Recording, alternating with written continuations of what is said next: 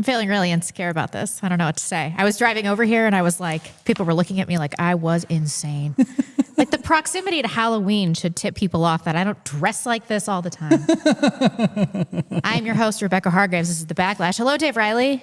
Hello. How are you doing today, Rebecca? You like the costume? I do. I think it's pretty We were good. planning our Halloween costumes and we're like, Cameron, you don't have to do this because you're just too serious. And I think it would ruin your mystique if anybody saw you in a costume. Are you serious? You don't dress like that all the time? I do. I was convinced you did. I know, right? But people were just looking at me when I was driving over here like, what the? I'm like, figure it out. It's Halloween in 2 days, retards. This is the maybe Backlash. their mind was wandering into a different thought. What? Maybe their mind was wandering into a different thought. Naughty. THOT. THOT indeed.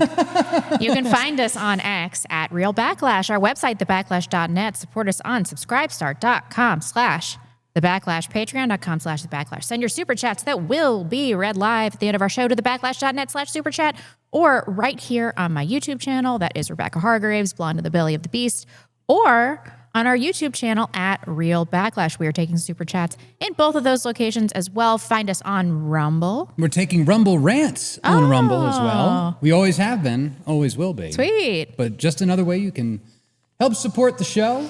It's Backlash Podcast. You can find us on all of our platforms. On the website at thebacklash.net/subscribe. We're everywhere. Please follow us TikTok. on Instagram and TikTok. Those accounts have like no followers. We're working on it though. And we have a couple hundred. What are you talking about? That's just growing.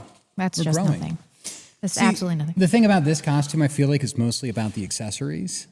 So I have to go over the accessories. Okay, show us. So I've got I'm wearing a wire, of course, right? Little wire. And then I've got the body cam. And then I've also got the standard issue Glock 19. This thing is like a tent. Holy crap. I don't even know if I want to wear it. God, I hate the FBI. I'm just gonna do this. This is making me anxious. It's because it's so loud too. It's like made out of tarp material. Someone in the live chat just asked me if I'm Dolly Parton. What? Are you people? No, I am Marie Antoinette, the misunderstood queen. Marie Saint? Antoinette. Oh, Saint I forgot. Marie Antoinette. I forgot the walkie-talkie to shut it down, just in case. We did. Yeah, the Marie Halloween thing. Antoinette is definitely. She's like a martyr. Yeah. She's a saint.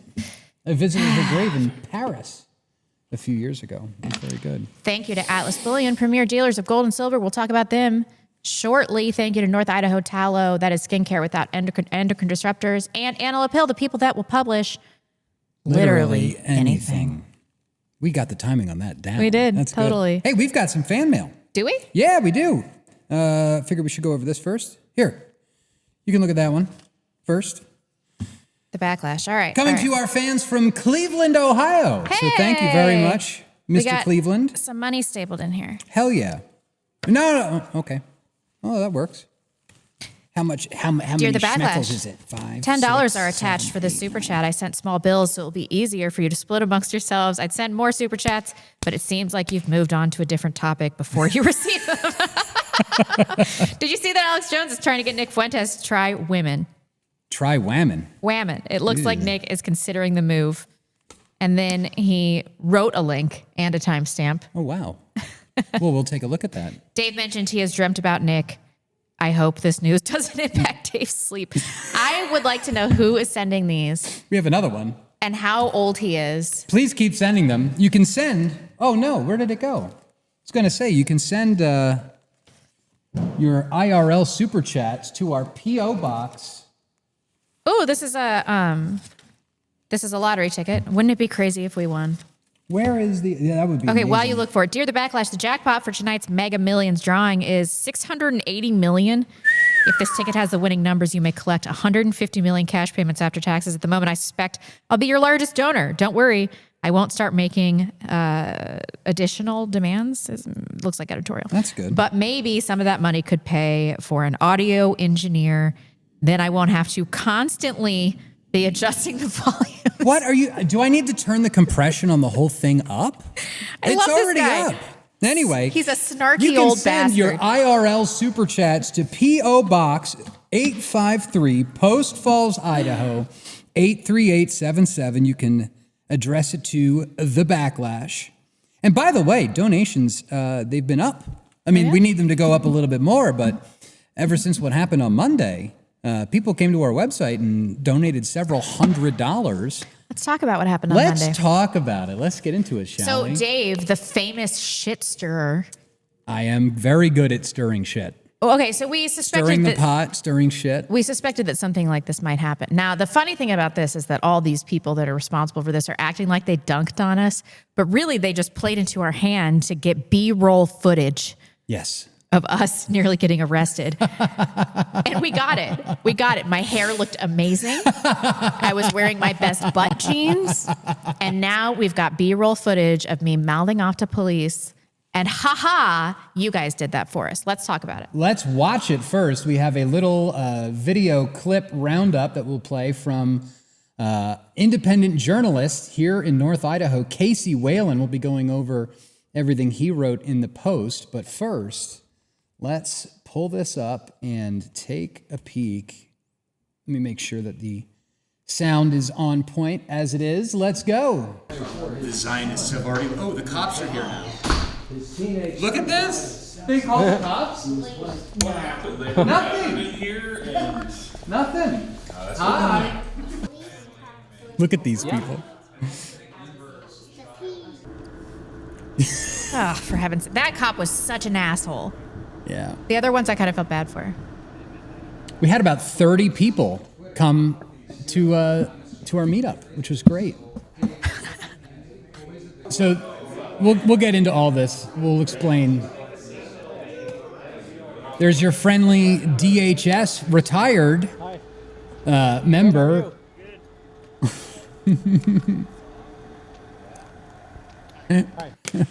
Dave Lou Cummings, former DHS. The police Oh yeah, pretty cool. All the flyers and all the food trucks. Flyers. For the 5 p.m. gathering. That's not us. No? No. We have no flyers, nothing like that. No? Who are you with? I'm not answering any questions. I'm not answering any questions. Not answering any questions. We really didn't have flyers. No, we didn't do any flyers. Okay, can I ask why you guys are gathering here? Okay, and so this guy, by the way, William Lee, we'll talk about him in a minute, but he is a part of this Christian Zionist Church Candlelight Christian Fellowship who came in to get pictures of everybody that was there and then just walks off. So He's an angry Asian. Did you see what I said on Twitter about him? I was so proud of myself. Not yet. I said, is he going to Virginia Tech us now? Oh. It got a lot of likes. I was so proud. Very good. Eat food, eat dinner? What a douche. Total douche. Why are you here? You got called in. Okay. By who? Get some tacos, the burritos aren't bad. Talk about it. Good job, Willie.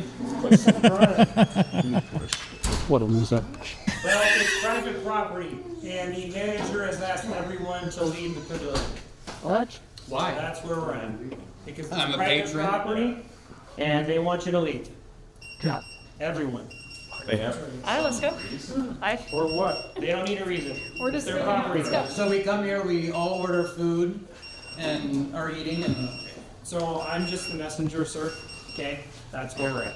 Unbelievable. I feel bad for this cop on the left, though. Well, where do you guys one? want to go? No. Is he fat? Go somewhere. That's an option. I'll talk about your first. All right, have a good night. So you guys can just kick out patrons? Well, they Again, can we're just they can the messenger, trespass. Okay? The owner of the property wants you guys all to leave. Did they say why? Would you mind clarifying for us? They don't need a The reason. owner of the property is? No. Then how do we know that you're not going to like this? Okay, well, I personally spoke with the owner of the property. I want everyone to leave. It's that simple. You guys all need to leave. So you're gonna. Some guys can So we have the ability to Hold on. So the main reason is that you were promoting pizza and beer. There's no alcohol allowed in the pavilion. There's no beer. There's no pizza. Okay, I'm not gonna argue. You all need to leave. So that's up for us to address. Very simple. Okay? We'll see you, man. All right. I love you. We'll see you. Yeah. All right.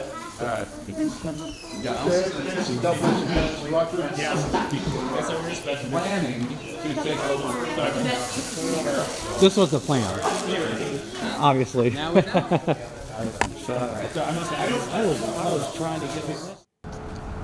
Let's find Look at we're gonna this. find out who's doing it anyway. He was taking pictures of our license plates. Isn't that unreal?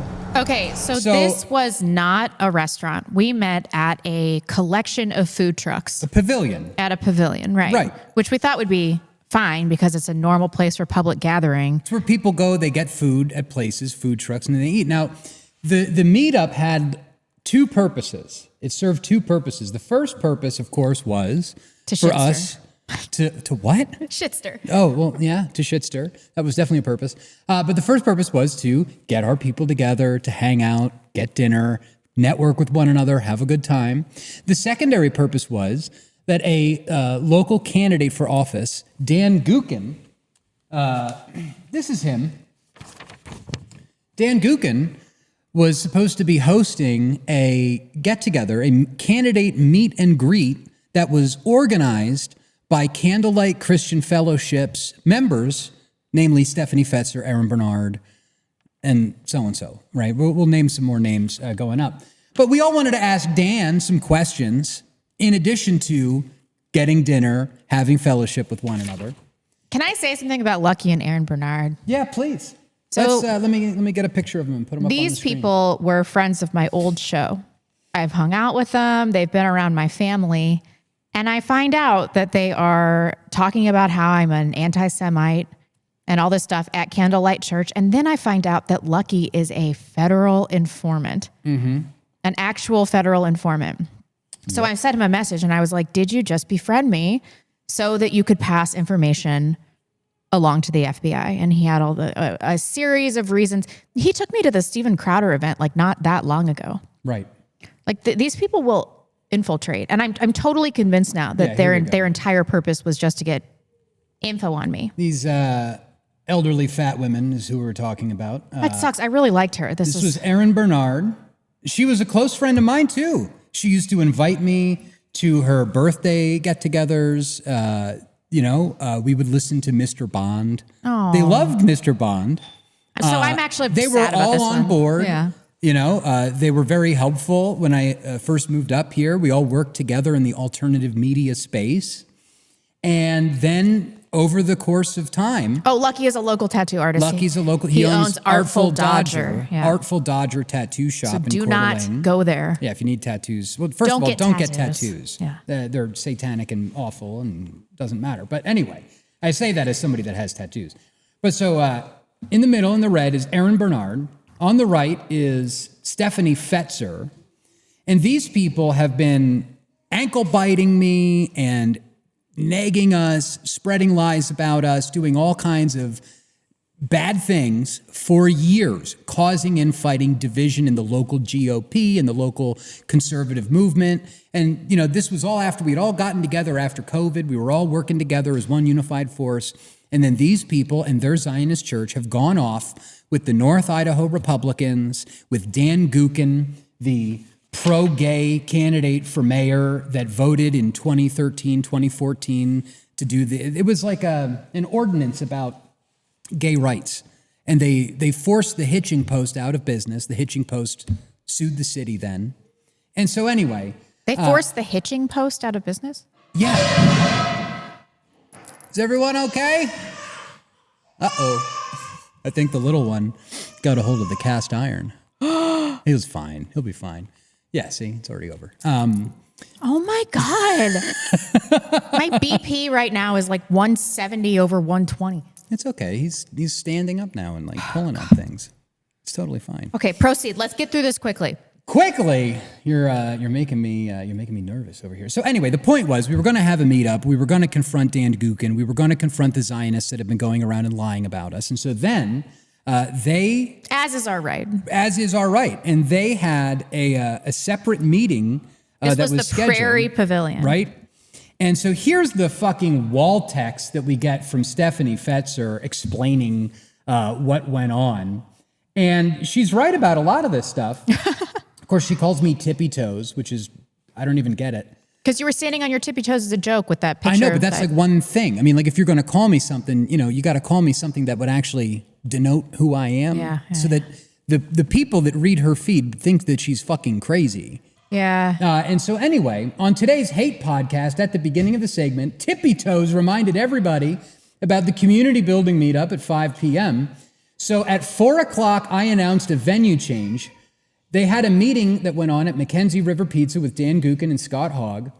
And by the way, their meeting over there sucked. Yeah. People showed up to that meeting to ask Dan the hard questions. Oh, good, they and did. Stephanie Fetzer and Aaron Bernard were freaking out at them so badly that they left after like an hour. So the disruption occurred anyway. Yeah. Because these people are not popular in the community. Right. Everybody hates them. Yeah, of Nobody likes them. Yeah. And so anyway, there's been this whole back and forth, but the whole thing is totally blown up. Let's get to the flyers. Right. And so what they did was they handed out flyers to the food trucks. Where Vince is on these flyers. It's not even Cameron. Vince isn't even on the show anymore. We've got a copy here that was graciously given to us by one of the food trucks. And the thing that's incredible about this is they gave them to the food trucks, and then the food trucks were handing them out to the patrons, saying, hey, be aware.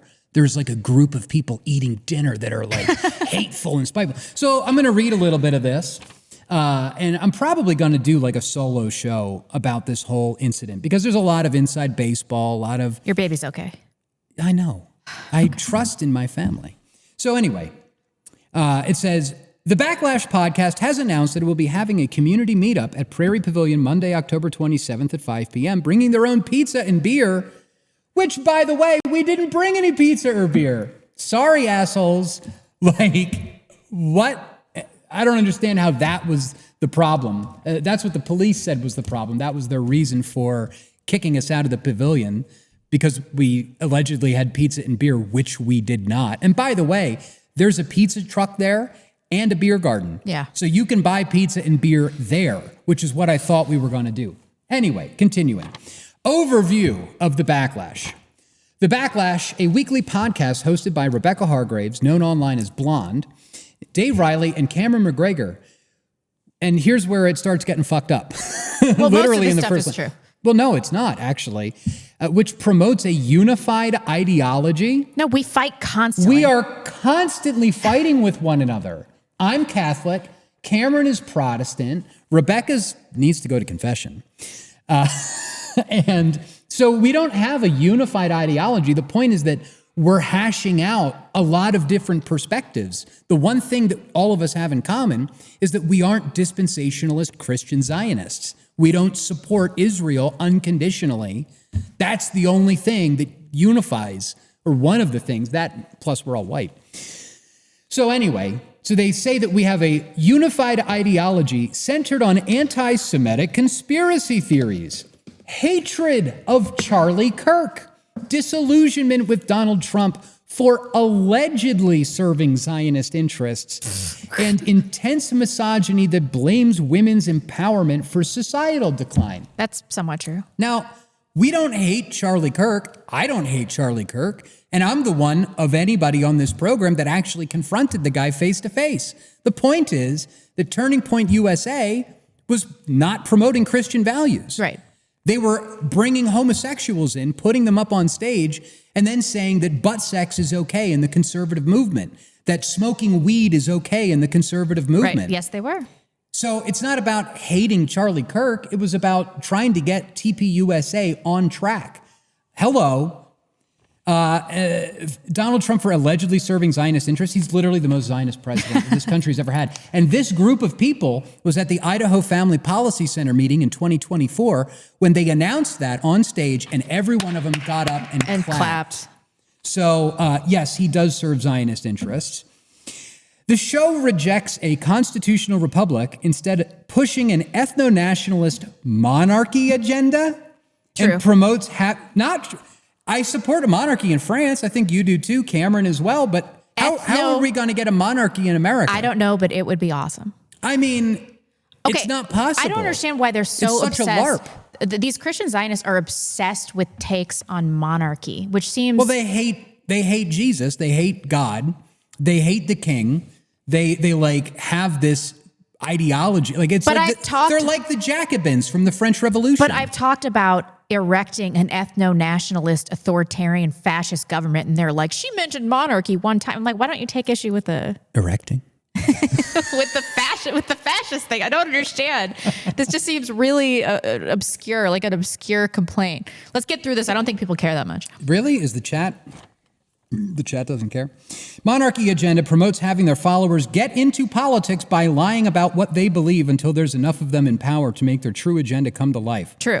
No. I 100% support that. No. I mean, it's when we say hiding your power levels, that means that like you don't show up at your local fundraiser and start going off about the Jews or about That's Zionists what Dave or thinks. about This Israel. is one of our disagreements. You should definitely lie. Don't lie. No, you don't need to lie. That's Lie. the whole point. Well, and this is one of the things that I brought up on Twitter here. Let's see if I can pull it up fairly quickly. There was a woman named Nina Beasley. Nina Beasley was the volunteer coordinator for the Republican Party here in Kootenai County. She was a close friend of mine. She used to babysit my kids. Good Lord. And when I called her out as one of the people involved with this Zionist conspiracy to deprive us of our ability to have dinner, right? She's mentioned right here. She texted me and was like, I wasn't at that meeting. You need to make sure that blah, blah, blah. You need to edit. What did she say? She said, good afternoon. Since you claim that you're about the truth, you may want to correct your X post. I wasn't at the event. And I said, oh, but you're part of that group, are you not?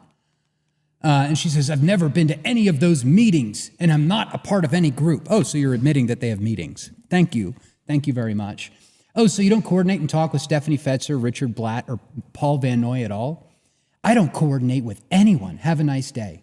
And I'm like, well, I never claimed you were there, so I don't believe that there's anything to correct. Have a nice day. Oh, and if you still have that copy of the Jewish Revolutionary Spirit I let you borrow, I'd like to have it back.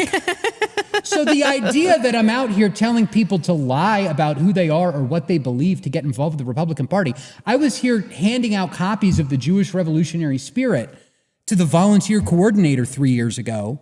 I wasn't hiding at all. It's just a matter of knowing where you are, knowing the audience you have, and tailoring how you speak to them. You don't barge into a room full of old white people and drop N-bombs. That's not how you make friends or influence people. Making friends and influencing people. It's a good book. You got to read it. So anyway, the flyer continues. While the Backlash operates under the First Amendment protections, its content risks inciting harm by normalizing anti-Semitism, anti-American sentiment, and attacks on marginalized groups, functioning as a radical call for exclusionary control and a rejection of democratic values. Yes. Now, where have we heard that language before? I agree with that 100%. From Marxists. No. Marxists and the Human Rights Education Institute. This is and canned language. It's canned language. Yeah, these liberal groups are the ones saying, this is a threat to our democratic values. This anti-Semitism is hateful and could incite harm. It's like, yeah, so what are you with the ADL? Yeah, what's your problem? They're probably getting canned language from the Human Rights Institute at this point. They are. Well, and that's just it. Jeanette Laster, the executive director of the Human Rights Education Institute here in Coeur d'Alene, has explicitly told me that they have people at Candlelight. So for all of you watching, in case you're trying to keep score here, Candlelight Christian Church is collaborating with the North Idaho Republicans, which is a liberal Republican group that promotes gay marriage, transgender surgery, and abortions. Based Idaho. They also work together with the Human Rights Education Institute, the Kootenai County Task Force on Human Relations, and the Southern Poverty Law Center. And they're out here promoting this guy for mayor in Coeur d'Alene, praying over him at stage. Oh, and by the way, did you see what Paul Van Noy did on the pulpit the other day? I did. I don't think we've had a chance to play it on our show, and I think it's worthwhile. So I did a solo episode with J.D. Hall. He's a polemical expert on dismantling Christian Zionism. And after that episode came out, a lot of people at his church watch my stuff. They watch our show. They hate watch it. Some hate watch it, but some have been leaving the church. We had 2 people show up at our meetup that left Candlelight Church because of me and you. Yes. And so there are people in his church that are freaking out and causing a scene because they're not all on the same page. And so in order to try to reestablish his authority in his church, this is what he said last Wednesday night. I may be a statesman, but I am a prophet. I am a pastor. I am a spokesperson for God. I'm a prophet. I am a spokesperson for God. Dude. These people are losing so badly, and they're now resorting to calling the cops on us for trying to eat dinner. Yeah. This is not the kind of America or Idaho that anybody wants to live in. And I guarantee that there are groups like this all around the country doing the exact same thing. Your evangelical church is infiltrated. And this is the reason people are flocking to Catholic churches, which are also infiltrated. But much less. But I think to a lesser degree, and I think it's more obvious. But him calling himself a prophet, I mean, that's blasphemous. Bro, I mean, I know. Really? So really? let's zoom out. All right. What does this mean for us? Does this mean that we should not be meeting up in person? Do you think the crackdown is going to continue? How much further does the Overton window need to shift for us to feel safe meeting up in person? Like, what are the takeaways here? I think, and I'll talk about it in Rebecca's rants, I think that we need to continue meeting up in person. I think that it is probably the most important part of this movement, regardless of the cost. I mean, let's be reasonable here. If we're getting shot and stuff like that, we should not be doing it. We don't want to be in a Charlie Kirk situation. But meeting up in person and having real life interactions is going to be essential for moving the movement forward. And as we've discovered, you put yourself in a very good position when these things get broken up, especially by authority figures. This made us look awesome. Actually, it did. It really did. And we got a lot of B-roll. Everybody that came, and by the way, if you're watching, which you probably are, to all the people that came out, thank you. It was wonderful to see your faces and to hang out for 30 minutes, which we did get to do. And so we will be having more meetups. They will not be designed to, it will not be designed in the same way. This was designed to be an offensive meetup. It was designed to get these people to overreact, which they did. So thank you for falling into my trap. Also, another takeaway is that local politics, even in states that are supposedly based, are totally infiltrated by leftist Which is groups. why we have to vote. Unlike you've got a chance. You can vote for the right person in this election. I truly believe that women shouldn't vote, so I should not vote. No, see, you have to use what we got. And what we got right now is women vote. So women are going to have to vote to take away their own right to vote. I am taking a principled stance for once. And I don't believe we can use the system to change the system. I'm just not going to do it. I'm like, all right, I don't think I'm ever going to vote again for anything under any circumstances. Well, then you're going to get more of this. You're going to get more of this stuff. But look at what they're doing. It's a bunch of Karens like with dyke haircuts calling the cops on us. I know. And burritos. imagine how much nicer this area could be if a bunch of Karens with dyke haircuts at the Zionist church weren't in control and putting pressure on the police. But the city council. They're never going to win. They're never. The other takeaway. We're going to win. The point though is that we can't just sit on our laurels. There's 2 elements of this, reform and revolution, and both need to be preparing at the same time. The people reforming, going into the party, enacting laws, running for office, that has to be happening at the same time that we are creating networks of people that will take control of society if there is a collapse. I want Cameron to opine on this in just a second. But the other takeaway from this is that the police, this back the blue thing, the police are not our friends. They go into these authority positions because they're narcissists and psychopaths, and they're just going to continue enforcing whatever is, whatever the state wants. They're basically thugs. I do feel bad for this guy on the left with the mustache. He really looked like he did not want to be there. And I talked to him a little bit. I'm like, is this the best use of your time? And he was like, no. And it's not. And by the way, they probably had every squad car on duty in Coeur d'Alene come out to this. There were 5 squad cars. It was ridiculous. So they said, like, thank you for not causing a huge issue. Thank you for leaving and not being violent or anything like that. And I said, I gave them the finger. They didn't say thank you to me. They said thank you to me, and I said, why would we? We're white. we're white. We're not going to do that. And then I was met with like tepid laughter. But like, I know that they understand here. Like if we were black, this would have been a whole fucking thing. And instead we left the premises. Right. And we went on our merry way. Anyway, Cameron, go ahead. Can you talk a little bit about reforming from within and meeting and the importance of meeting in real life? Oh no. Look, I'll be brief. There's a quote that's I think it's apocryphal. It's usually attributed to Gandhi. Who knows? Somebody on the internet probably made it up, but it goes something like this: first they ignore you, then they laugh at you, then they fight you, then you win.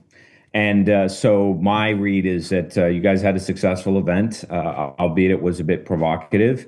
And we got some free publicity. So I would thank them for their complimentary words, and the rest of it I would completely ignore. Agreed. As to your question regarding the importance of in-person meetups, look, you can only connect but so far online, right? It is comforting to a lot of people to go into a Twitter space, for example, and connect with others that are like-minded.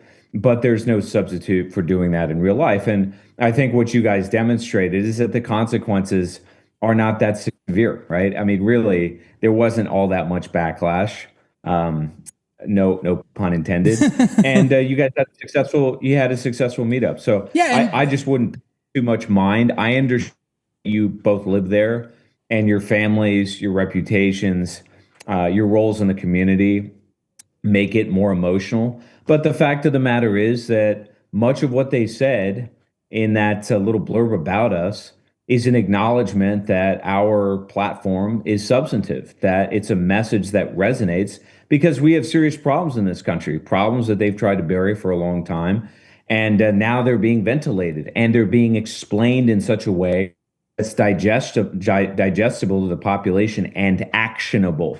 Yeah. And that's what's particularly scary for the rest of them. So look, we're on the road to Damascus. We're headed in the right direction. And the only quibble I have with what you said, Dave, is we do promote unity on this platform, and we do have a vision that we have explicated on numerous occasions, namely three basic pillars, right? One is that, our democratic system is broken. It's systemically broken, and we're going to have some kind of an exogenous political movement that's going to fix it. That's one. I think there's a consensus about that. The second is that race realism is not just a topic on the internet. It's got to be foundational to any national movement that we have in this country. We have to regain racial consciousness to regain our national identity. There is no other way. And then thirdly, that the majority shareholder in the corruption and perversion of the United States, in destroying its ability to promote its national interests, is Jewish power. And that's what we talk about on this platform. And we unify others that share that message. And let's be frank, that message is going mainstream. And that's why you experienced the backlash that you did. Now, I'm going to have to I'll probably do it like tonight. I'll probably have to do my own video on this thing, because it goes so much deeper than we've even gone in yet. There is a clip that I still want to share with everybody. And this is, we covered it on this program several months ago while Vince was still on the show. The Republican Party in this county held a meeting. They held a candidate forum that was disrupted by Democrats, leftists that showed up, and they were screaming. And one of them, named Teresa Borenpol, literally got dragged out by her hair by private security at the meeting. The whole thing was an op, right? Right. Oh, that whole thing was a Democrat op. Now, a few days after that event at the school, the Republican Party had their normal monthly meeting, and they had private security at the meeting, and they called the police because they were expecting someone to make a scene at the party meeting to make it so that they can't function. So they called the police, they called private security, and I've got the body cam video. And it's incredible to me that the police said that they would not remove anyone from disrupting a meeting, but they would remove patrons like us from the food trucks. And so I think this needs to be played. How you doing? Hey, Shane Averett. I'm all right, thanks. You're Lieutenant? I am, with Coeur d'Alene. Averett, okay. Averett, yep. Averett. Do you mind if we talk over here real quick? Yeah. All right. So, I spoke with Griffin earlier. Our biggest thing for tonight, and I'm sure you're hoping the same thing, is that this is uneventful. Yes. Completely. Yes. The conversation I had with him is, what I'm hoping is that this starts getting out of hand, you guys take the positive role and take a break, a recess, whatever it is you call it. Hopefully things will calm down. And then if you choose so to, reconvene and continue reading, perfect. Okay. We're gonna be available by emergency phone. Okay. 911, whatever you wanna do.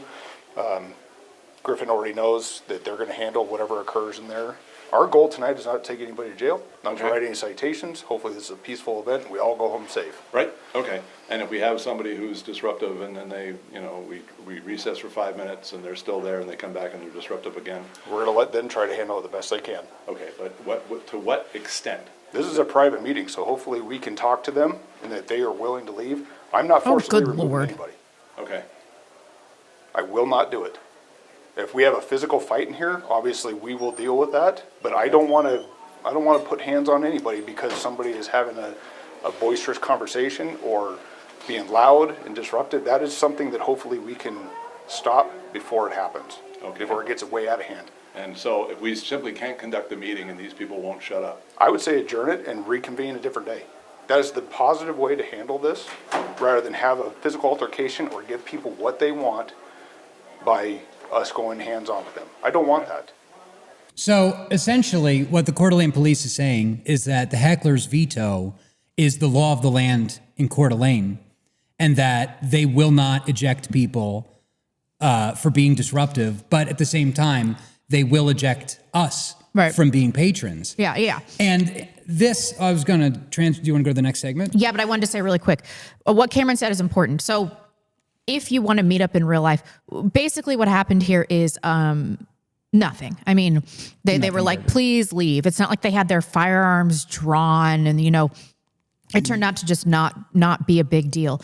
If you want to meet up, go meet up. Go meet up. It's like the worst thing that can happen to you. We have several standing meetups on a weekly basis in the county. And if you're up here and you're like a listener of the show, get in touch. We'll integrate but nothing is going to happen to you. Everybody's so scared. Like, I understand that our reputations are already destroyed within the community, so we don't really give a shit. Yeah. But the worst thing that's going to happen is that people tell you to leave, and it's just not a big deal. It's not a big deal. Everybody's so scared of authority figures. Anyway, but I guess, just to kind of begin this transition to the next segment, right? You've got these crazy fucking people at these candlelight Christian churches, these Zionist types, that are running their people for government. They're calling the cops on you. They are exercising as much power as they possibly can to stop political dissent, to shut anyone up who disagrees with their stance on Israel. And that was covered specifically in this Tucker Carlson, Nick Fuentes thing. So I want to bring this up. We have a little clip. And then, what's going on here in Idaho.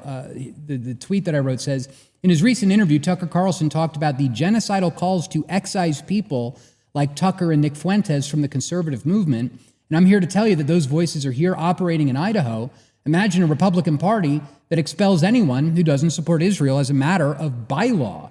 So here's the clip. I think it's reality to say that guilt is not inherited. Blood guilt is bad. One of the reasons that I'm mad about Gaza is because the Israeli position is everyone who lives in Gaza is a terrorist because of how they were born, including the women and the children. That's not a Western view. That's an Eastern view. That's a non-Christian, that's totally incompatible with Christianity and Western civilization. They say, we're the defenders of Western civilization. Not with that attitude. You're not. Collective punishment is the enemy of Western civilization. Yeah. And so I hate that attitude. It's genocidal. The current claims that I'm a cancer, from Ben Shapiro or whatever, we need to be excised from the body of conservatism is a genocidal position that it basically encourages violence, as they well know. The whole thing I hate. And so this is important because I have in the post a follow-up. A guy named Mark Eaton, he is a district chair within the Republican Party, complaining about anti-Semitism. I quoted the Bible, 1 Thessalonians 2:14 through 16. And so he responds that I need to get away from my worship of Pope Pius X. He was a man, blah, blah, blah. And the time is coming soon. I believe we will be alive to witness it, blah, blah, blah. And he says, it's obvious from your comments that you are indeed an anti-Semite, not fit to be in the Republican Party. Your days as such may be limited. There are some serious changes being considered that may allow the party to expel folks like you. You know, the irony of this is that we do need to summarily excise people from our movement, and it's anybody that in any way, shape, or form supports Israel. Yeah. And so I'm fine with Ben Shapiro's position in principle, but it needs to be turned on him. Yeah, I mean, if you're going to put support of a foreign nation as the most important litmus test for whether or not you should hold elected office, you need to shut the fuck up and go away. Because this is America, and we care about what happens in America, and we should not be moving people out of the party or telling people that they can't run for office because they disagree with your goofy, eschatological, dispensationalist views. I'm sorry. Can you pull up it's this fucked clip? up. Yeah. So anyway, we're talking about Tucker and Nick now. Okay, so this interview, I thought it was incredibly boring, just incredibly boring. However, it is blowing up the internet. I think it has 2.5 million views just as of, or maybe 3 million views if you want to check. They didn't talk about anything that was groundbreaking. You know, no real revelations were made except Nick did the thing of like, but I have a Jewish friend and my producer's Jew. I was like, dude, shut up. They talked about racism. I thought that part was a little bit interesting. Let's watch this clip on Christian Zionism as a mind virus. This was somewhat interesting. How do you explain Mike Huckabee, Ted Cruz, and there are a lot like that, John Bolton. I mean, I've known them all, George W. Bush, like Karl Rove. I mean, all people I know personally who I've seen like be seized by this brain virus, and they're not Jewish.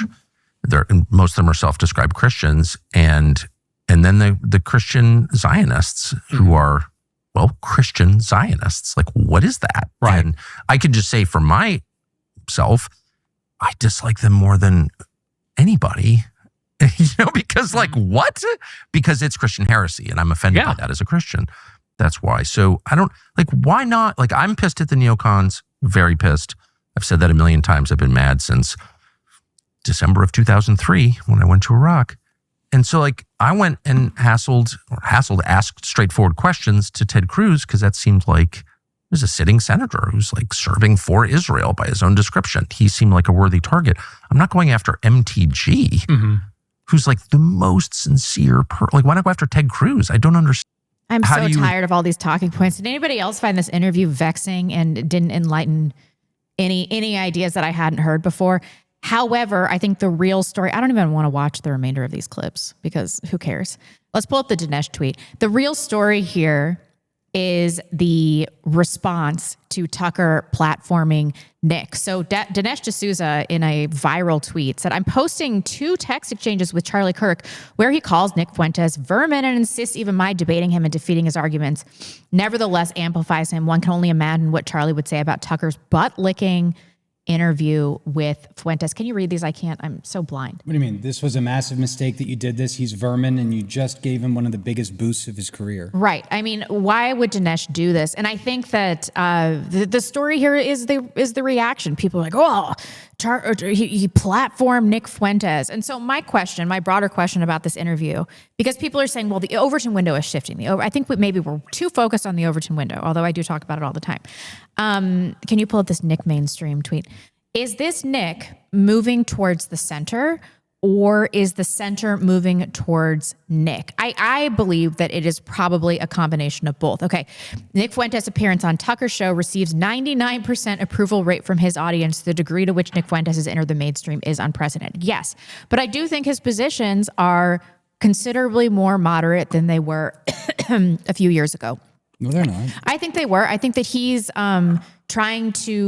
he's engaging in some of this big tent conservatism and universalism that I'm not super happy with, although I'm on the fence. I do appreciate that some of these viewpoints are getting normalized. I don't like to hear the attitude that like, this is Israel, that we should reform from within. Like, I want him to talk about, I wanted him to be on Tucker talking about Jews. He was. Not in the same way that he does on his own show. He was. I think he tempered his talking points. Yeah, he's reading the room and talking to the boomers. He's speaking to the boomers. Yeah, but I don't care about converting the boomers. They're going to die. No, they're not dying soon enough. What are you talking about? No. Like if we want to have change in the next, right now, then we're going to have to convert people. We're going to have to change the minds of boomers, of people in power, of Trump himself, So you of believe the administration. You believe this was a very meaningful cultural moment that represented a massive shift in the Overton window and the perspective of normal people.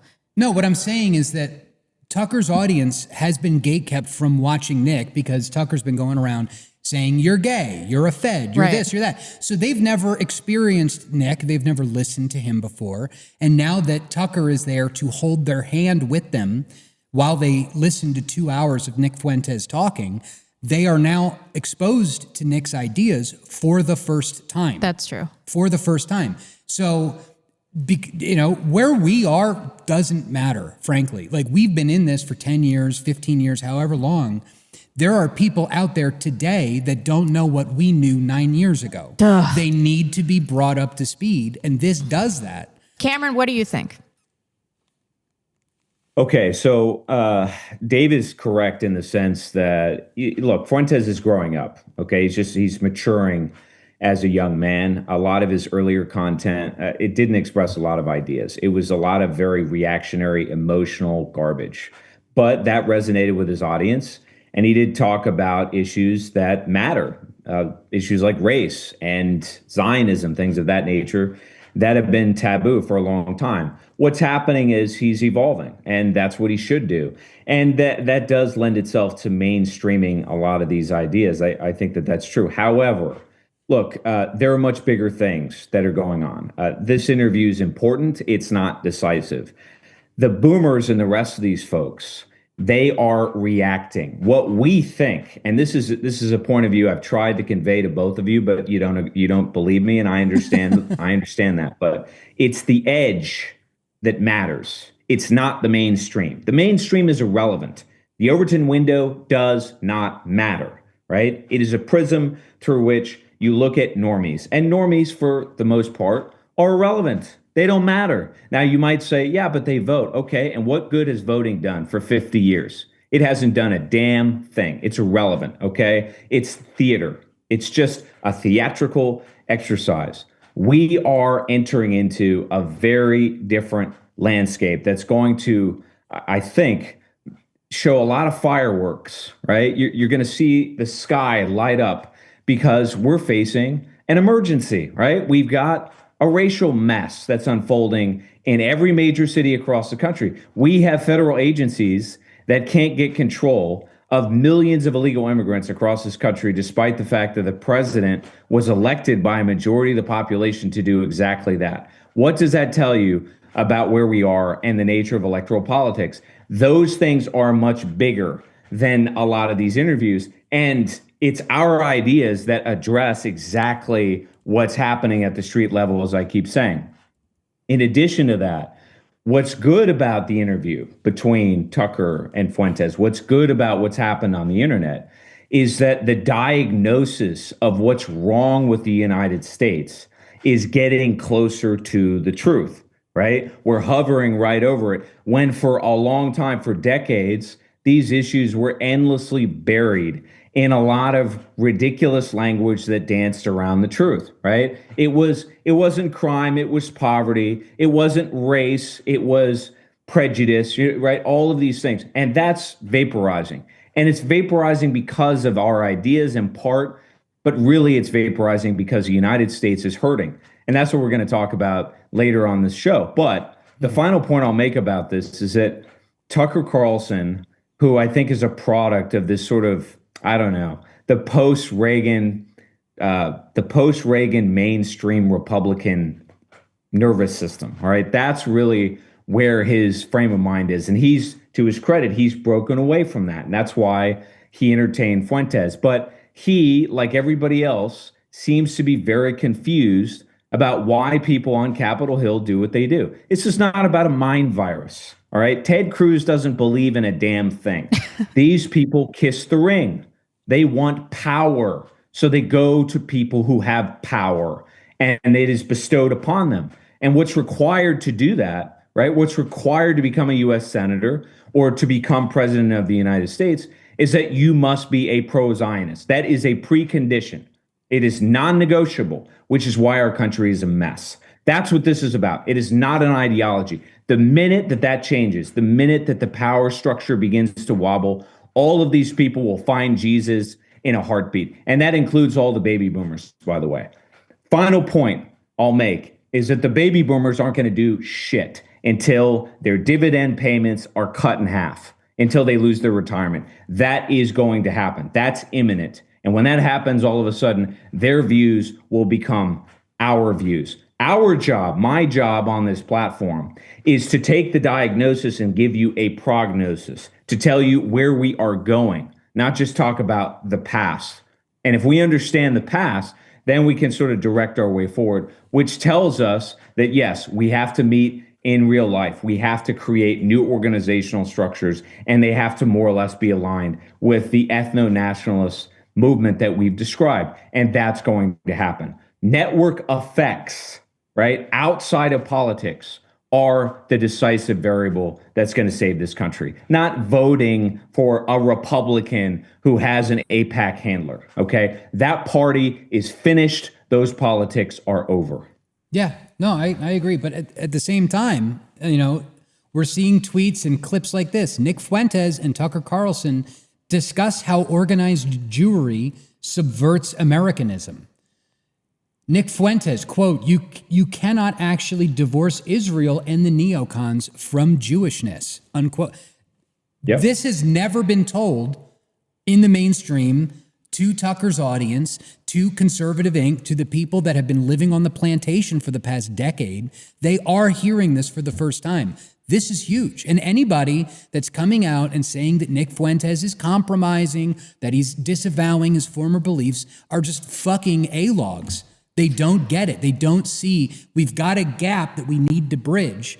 And, you know, again, like there might be some collapse situation that would accelerate all of this. But, you know, let's pretend for a moment that everything's going to be fine and they're just going to keep slapping Band-Aids on the financial system. We've got to bridge the gap. And that means coming from our side and getting political power, getting people involved, educating the leaders of the Republican Party at your local level, at your state level on this particular issue and how this is working. And of course, everybody's starting to see it. They've all seen the Ted Cruz interview now. Everybody's seen that. They've seen how he freaks out. As always, I'm blinded by my female emotion, and I am highly resentful for those that have not sacrificed anything to talk about the Jews and to be early adopters of the Jewish thing, because it was it affected our lives, our personal lives, so much. And so to see people come in now and be like, "Ooh, I had no idea," I'm like, well, "You're retarded." I am reminded of the parable of the guy. Right, there was he owned a vineyard, right? And damn, I can't remember what the name of the parable was, but it was the man who owned the vineyard, and he went out at like 6 o'clock in the morning, and he hired somebody and said, "I'll pay you a penny to come and work my vineyard." And then at noon, he went out and said, "Hey, I'll pay you a penny to work the vineyard." And then he went out again at 6 p.m. and said, "Hey, come, I'll pay you a penny to work my vineyard." And then at the end of the day, everybody had agreed, we'll all get paid a penny. And then the people that were there early in the morning were pissed that they got paid less than the people that came later. And the man who owned the vineyard reminded them, you know, didn't you accept this?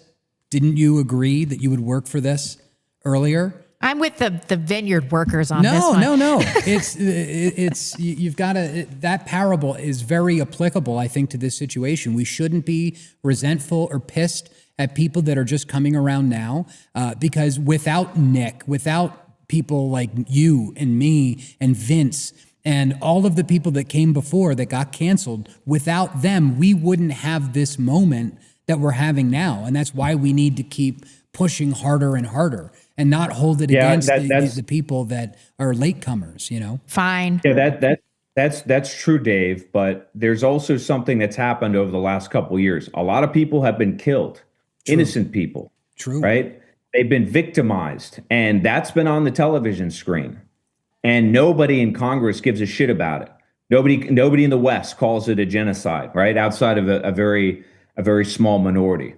There's no accountability, and American equipment continues to flow, right? American diplomatic support is unquestioned. And yeah, people have noticed and they've asked questions about it. So you're right.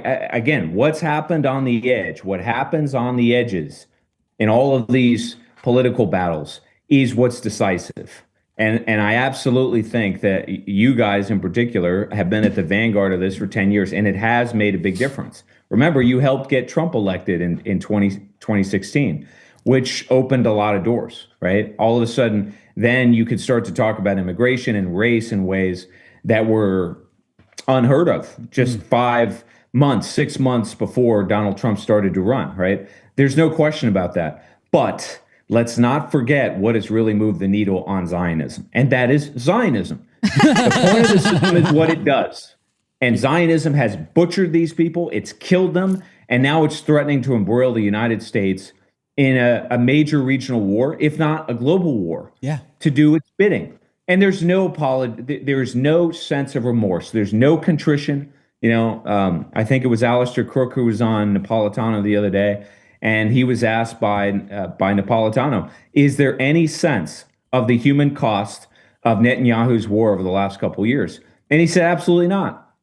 The view in Israel is that they are victims, no matter what. It doesn't matter what the circumstances are. Kind of like these Christian Zionists. That mentality, it is the mind virus of Zionism itself that has awakened people, because you can't unsee children being blown away from the sky. You can't unsee that. And that's what people, whether they're baby boomers or they're Gen Z or what have you, that's what they have seen. That has opened the door. And now what we have done is explained it, right? We have contextualized it, and we have rationalized why the United States has been subverted and poisoned by it, which is our job. But people had to be ready for that diagnosis. Right. And part of that is this collision with economic problems that we're having and that we're about to see, especially with the EBT thing. Maybe we should play this clip. Can you go all the way down to the outline? Yeah, of the end of I the just outline? want to post this. It was I was thinking of Matthew 20. The parable of the vineyard. Right. And he says, so the last will be first, and the first last. Many are called, but few are chosen.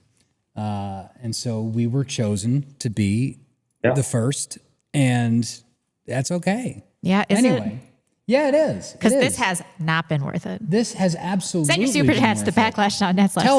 Tell us if it, please. And by the way, it's our 88th episode. It is. This is a big episode. Yeah. We've got to get some $88 super chats. Or $14 super chats. Or $14.88, however you want to cut the cake. Yeah. Let them eat cake, right? Yes, and I saw this in the live chat. Before this EBT segment, I was going to say, let them eat chicken wangs. Let them eat wangs. Get some of that Houston hot chicken. Yeah. Dave's hot chicken or whatever. Yep. Man, I can't stand fried chicken. What is wrong with you? I don't know, man. Like, of all the food, fried chicken might be the most delicious food that exists. Oh, no way. What's wrong with you? Oh, it's so good. No, it's not. Okay, If I were king of America, I would ban fried chicken. That would be the most And grape unpopular. soda. Okay, fine. That's fine. Fried chicken is, all cultures do fried chicken. No, they don't. Yes, they do. No, they don't. Yes, they do. No. Cameron? Chicken soup. Maybe do like a little, what's that, chicken cacciatore, There's some good stuff. That's fine. But I not love chicken fried chicken. cacciatore. You got to put it in pasta, submerged in red sauce. Maybe a little bit of melted mozzarella on top. I hate you. Are we talking about the real Matt Forney thing? Yeah, let's talk about that. We can do Is this that EBT what you wanted? clip Or, if you wanted. wanted me to go to the EBT clip? Okay. Because we talked about this last week. It's all the way at the end of the outline. We talked about this last week, but this is really coming. Go up. It's under Cameron's links. This one. Yes. Or this one. Who is to blame? Yeah, that's the one. Wait, no, the one I put. Sorry. This one. The next one. Yeah. Okay. We talked about this a little bit last week, and I had anticipated that they would have gotten the money back in Snap to avoid this. But it seems like we are really out ahead here. Snap-pocalypse. It's the Snap-pocalypse. And this was a pretty good explanation of what is going to happen, what we believe is going to happen. I've been watching the videos of people that are going to lose food stamps, possibly Saturday. By the way, some states are stepping in and going to use state funds, but more than half the states don't have any money to step in. Texas has a fund of over $20 billion. We've been a real fiscally responsible state. We'll probably step in and cover the food stamp funding until this thing gets resolved. But Illinois and I'm sure Minnesota and probably California they're just broke. So what's going to happen when 42 million people are angry? And as I said, I've been watching the videos. They're telling us they're going to go into Walmart, they're going to fill their baskets up, and they're going to walk out. Now, we saw that on a limited basis a few years ago when the internet went down and people's SNAP cards didn't work. And I hate to say it, but it's mostly minority communities. Thanks, bud. We have entire. That's absolutely true. So it's this collision of entitlement programs getting suspended. And let's talk about this USAA whistleblower thing. So we've talked extensively about H-1Bs replacing competent white workers. And I think it is so much worse than even we thought. Matt Forney, who I haven't heard for, he's an OG Manosphere guy. Really? He used to work for Return of Kings. He's super cool. I must have met him 10 years ago.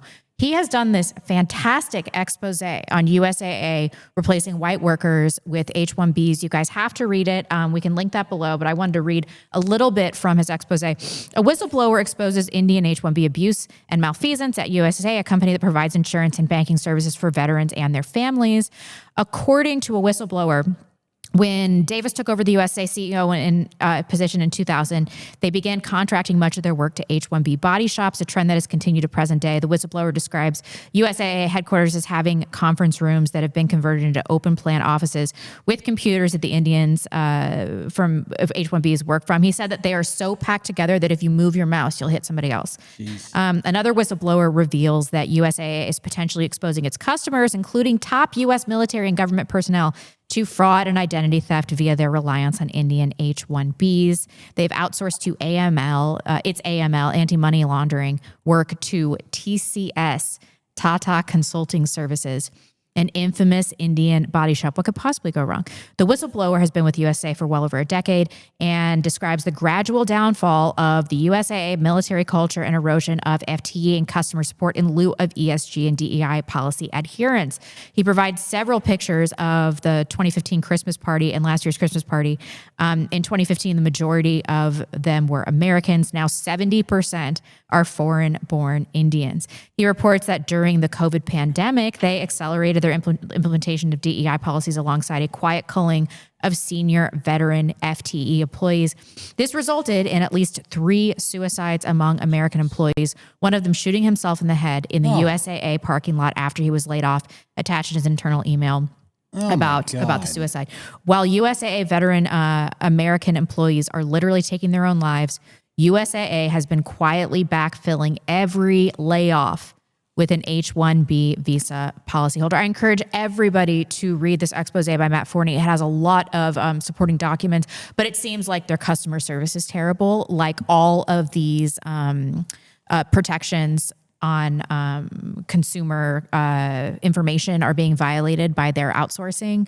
And like nobody can get their problems fixed. Nobody could do what they were doing before. And like all of the employees are downtrodden and pissed off, and there's just a fear. There's a company culture of fear because they know they're going to get fired and replaced. And it sounds like these H-1B visa workers are wildly incompetent. There are reports of them not knowing basic coding. There are reports of them unable to fulfill the most basic customer service tasks. There are reports of 2 H-1B visa workers replacing one competent person. He actually talks about there being some minor problem, I think, in accounting that the H-1Bs could not figure out. So they had to call back a white woman that they had fired to sort it out. And it was a relatively simple issue. So, I mean, they're going to collapse under the weight of the incompetence of these Indians, and they will pay. But how many people are going to suffer in the interim? How many veterans are going to kill themselves in the interim? And I think that this ties in perfectly with the Amazon layoffs. If you can pull that link up. It's Reuters, so there's behind a paywall, but it's just the beginning that's very important. Amazon is planning to cut as many as 30,000 corporate jobs beginning on Tuesday as the company pars expenses and compensates for overhiring during peak demand of the pandemic. So they're saying in their report that they are trying to be a nimble company, that they are increasingly reliant on AI. And as we discussed a few weeks ago, I would like to see some evidence that they are truly reliant on AI. I would like to know how many of these jobs can get replaced. And I would also like to know why they're hiring so many H-1Bs in the midst of this massive corporate layoff that hasn't happened in scale since 2022. Well, we know why they're hiring H-1Bs, and it's because they're cheaper. They are cheaper. They're cheaper, but they're less better for competent. corporate profits. Yeah. Yeah, I mean, Yeah, can you pull this next tweet up, the job chick, please? Job chick? Now in the Senate's crosshairs for mass layoffs and H-1B visa abuse, Amazon, 10,000, Apple, 4,000, Google Alphabet, 4,000, Meta, 5,000, Microsoft, 5,000, JP Morgan Chase, 2,400, Deloitte, Walmart, Cognizant Technology Solutions, Tata Consulting Services. They didn't run out of American talent. They replaced it. And while you were getting laid off, they were importing cheaper labor by the thousands. This is corporate betrayal. Yep. Corporations don't care about people. We used to have a culture in the United States back during the Ford era. I was going to say before Ford, because that lawsuit between him and the Dodge brothers is what fucked everything up. I think we talked about that on the show, but Ford was, he made his assembly line. He was able to make the cars cheaper. He was able to pass on the profits of the company to the workers. And the Dodge brothers, who, by the way, have you ever seen the original logo of Dodge? Was it awesome? Original logo of Dodge Bros. Wait till you see it. Oh, my Lord. So the Dodge brothers sued Henry Ford. Why? Because they wanted the money, the profit, to go to the shareholders, not to the employees. And then we got a ruling. I forget, Cameron, maybe you remember the name of the case. It was, Dodge v. Ford or something. But the ruling states that corporate profits must be done for the fiduciary benefit of its shareholders, no longer about the employees. Right. And so this is the system that we've been operating under for about 100 years now. And think about what people, especially women, because it's always about the women, right, are giving up to work at these corporations. They're giving up their fertility, their prospects for marriage, for having families. Men are being driven absolutely into the ground to make minimum wage at some of these companies. It's created an untenable situation for workers in America. And for people that are like, oh, my company is my family. Your company doesn't give a shit about you. They will fire you and hire two Browns to replace you and not think twice about it. And this country did not used to be like that. Can you pull up this tweet, this Ray Dalio tweet, Middle Class Gone? Yes. All right, Ray Dalio, U.S. economy is two separate countries now, and one is screwed. Billionaire investor Ray Dalio says you can't look at the U.S. economy as a whole anymore because the gap between winners and losers is too extreme. Listen to this. About 3 million people, 1% of the population, in AI and tech are thriving, while the bottom 60% are struggling hard. He says if you're looking at it, let's say the AI world and really what amounts to about 3 million people, 1% leading, then the 5 or 10% around them, you have one world that the whole world is dependent on, and then you consider the 60% of the bottom. Consider this, 60% of the American population has below a 6th grade reading level. I would imagine that minorities contribute to this in a meaningful way. One of the things I was also telling you, because we talked about this in our new pre-show production meeting.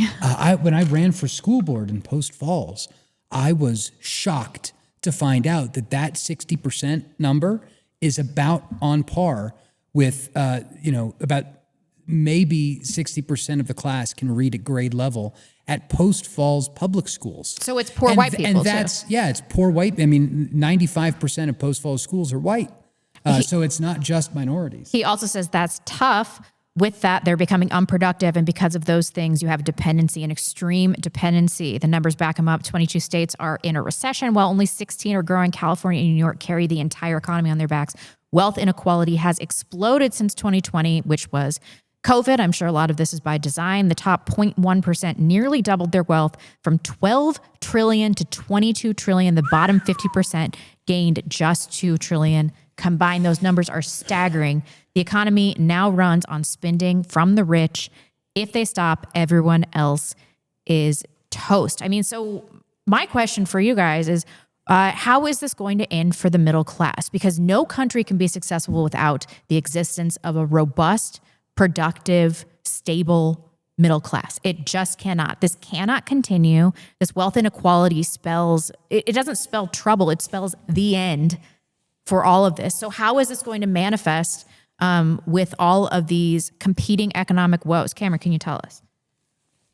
Okay, so let's try and reframe this a little bit. There's a lot to unpack, and there's a lot to understand in a different way, because there's a lot of talking points that were included in that little blurb that are a bit misleading, and I think I can contextualize it a little bit better. That being said, what I want to start with is an article that came out, I think, a couple of years ago. Dave, maybe you can bring it up. It's called "Complex Systems Won't Survive the Competence Crisis." Complex systems won't survive the competence crisis. I encourage all of you to read this. I'm just going to read a couple paragraphs.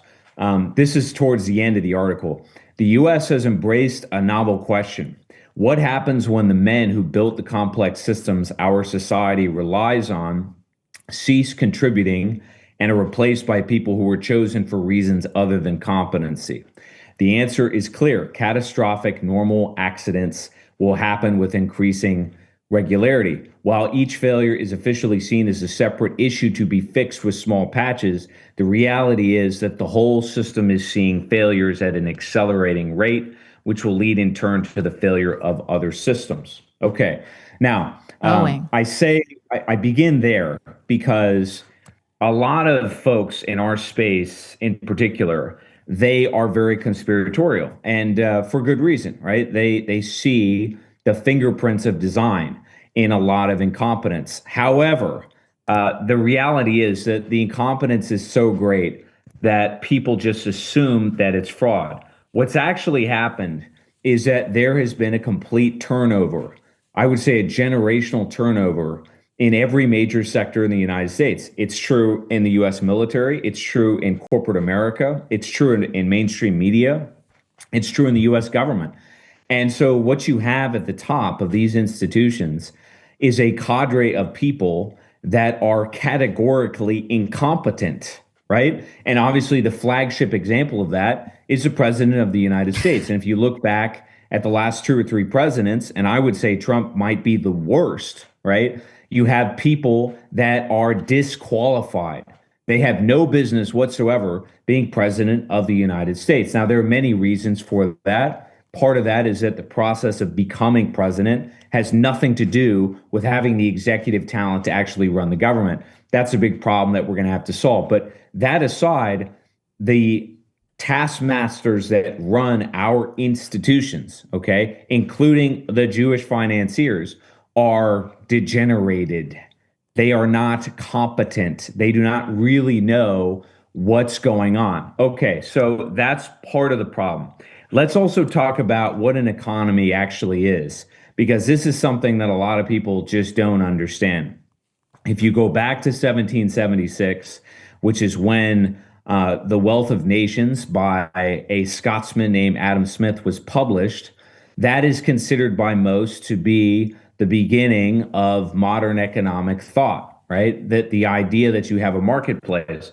And Adam Smith advocated what's called the invisible hand. And the invisible hand was effectively, to be brief, the idea that people would act in their self-interest, and in the process of acting in their self-interest, there would be a collective good. What a lot of people don't know is that Adam Smith wrote a book before on Wealth of Nations, and it was called The Theory of Moral Sentiments. And the Theory of Moral Sentiments advocated that the precondition for having a market economy is that you had a community that was moral, that you had a common ethical framework in which there was mutual trust, empathy, and some semblance of a common moral order.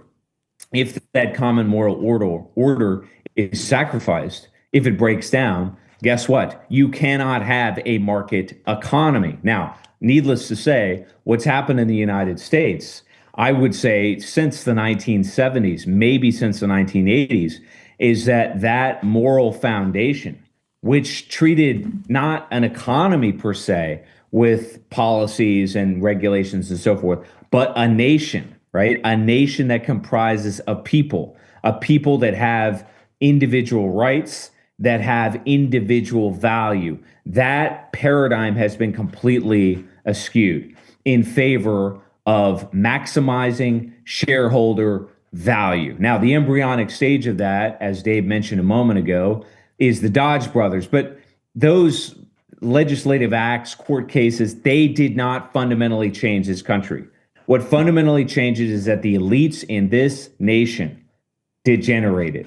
They sold out, okay? Which is exactly the same thing I said a moment ago regarding the supposed mind virus that is Christian Zionism. The power structure in the country changed, and therefore the incentive structure for people at the top of institutions completely changed. Now, what's consequential about all of this is that there are two separate countries in the United States. There's no question, but the question is, which of the separate countries is real?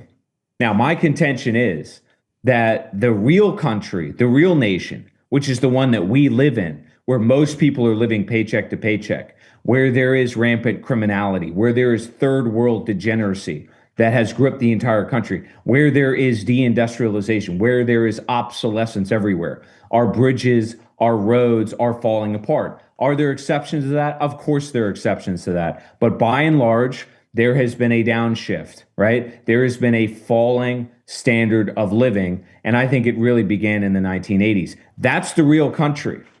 The other country that's supposedly accumulating massive amounts of wealth, that's an illusion.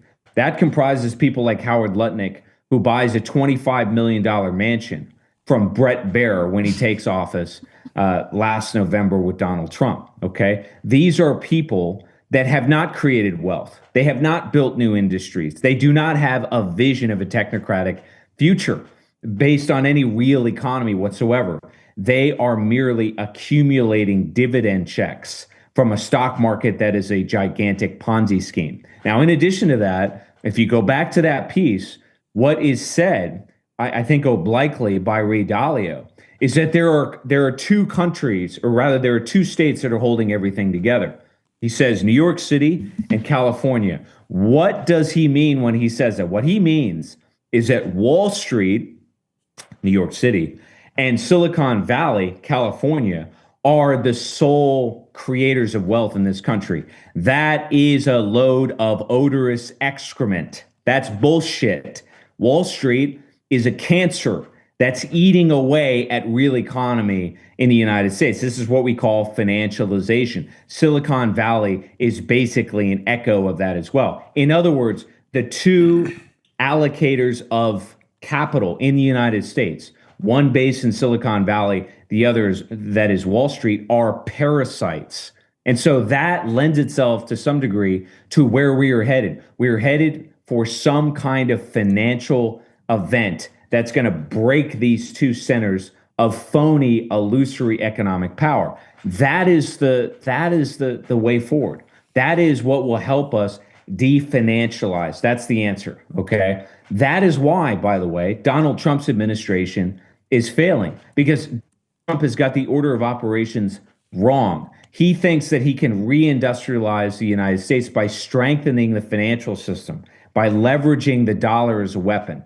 He's got it backwards. The dollar and the financial system are the cancer that has eaten away at America's wealth, that has encouraged all of these corporate elites to offshore their manufacturing, to employ Indians from the third world and replace all of their domestic workers. And guess what? Now the corporate elite don't know anything about the companies that they run.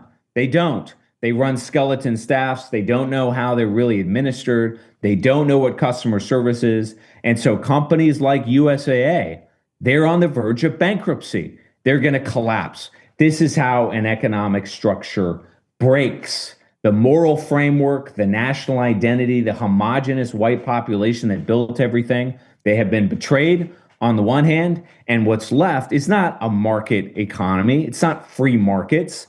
It's financialization.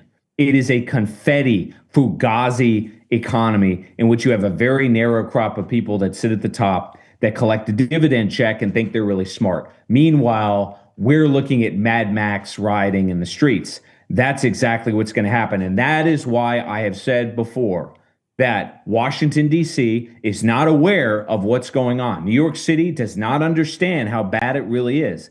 And that's why they are on the precipice of a catastrophe of their own making, and one that they cannot see. Absolutely. And I think that Washington and Wall Street and Silicon Valley, a perfect microcosm that represents them, that they do not really produce anything, is Elizabeth Holmes and Theranos. So if you think about Elizabeth Holmes and Theranos, she knew that she was committing fraud. However, her company's valuation, which I believe was in the billions of dollars or hundreds of millions of dollars, was based on the prospective measure of value of the company. And that's how so many of these companies are run. It's not what they create.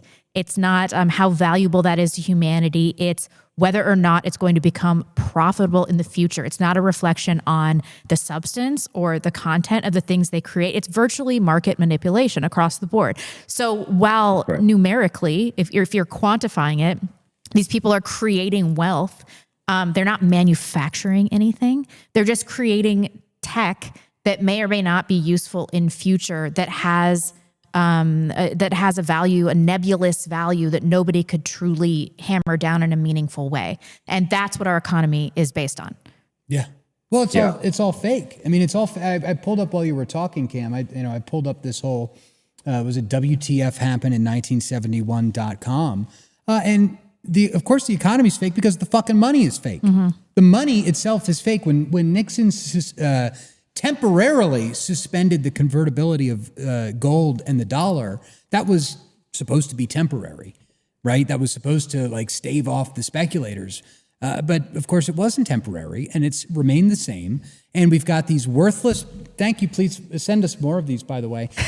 We've got these worthless pieces of paper that we need more of. So get your super chats in at the backlash.net/superchat. Or my YouTube channel. But the problem is the money. The money itself is the problem. And then you get all of this financialized bullshit built up on top of it based on future returns and, what things are going to be like in the future. That's all collapsing. Cameron's totally right. The dollar is a cancer. It does need to be, that needs to be excised from America. And we need to do something to get sound money back in this country.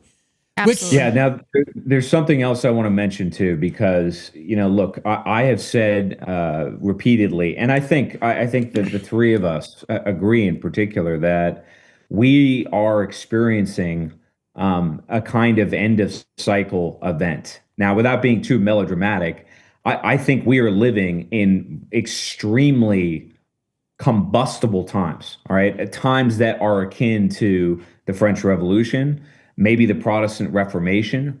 And when those kinds of moments happen, you get dramatic change across the board. So some of what's happening here, folks, is not simply that the moneyed system is broken.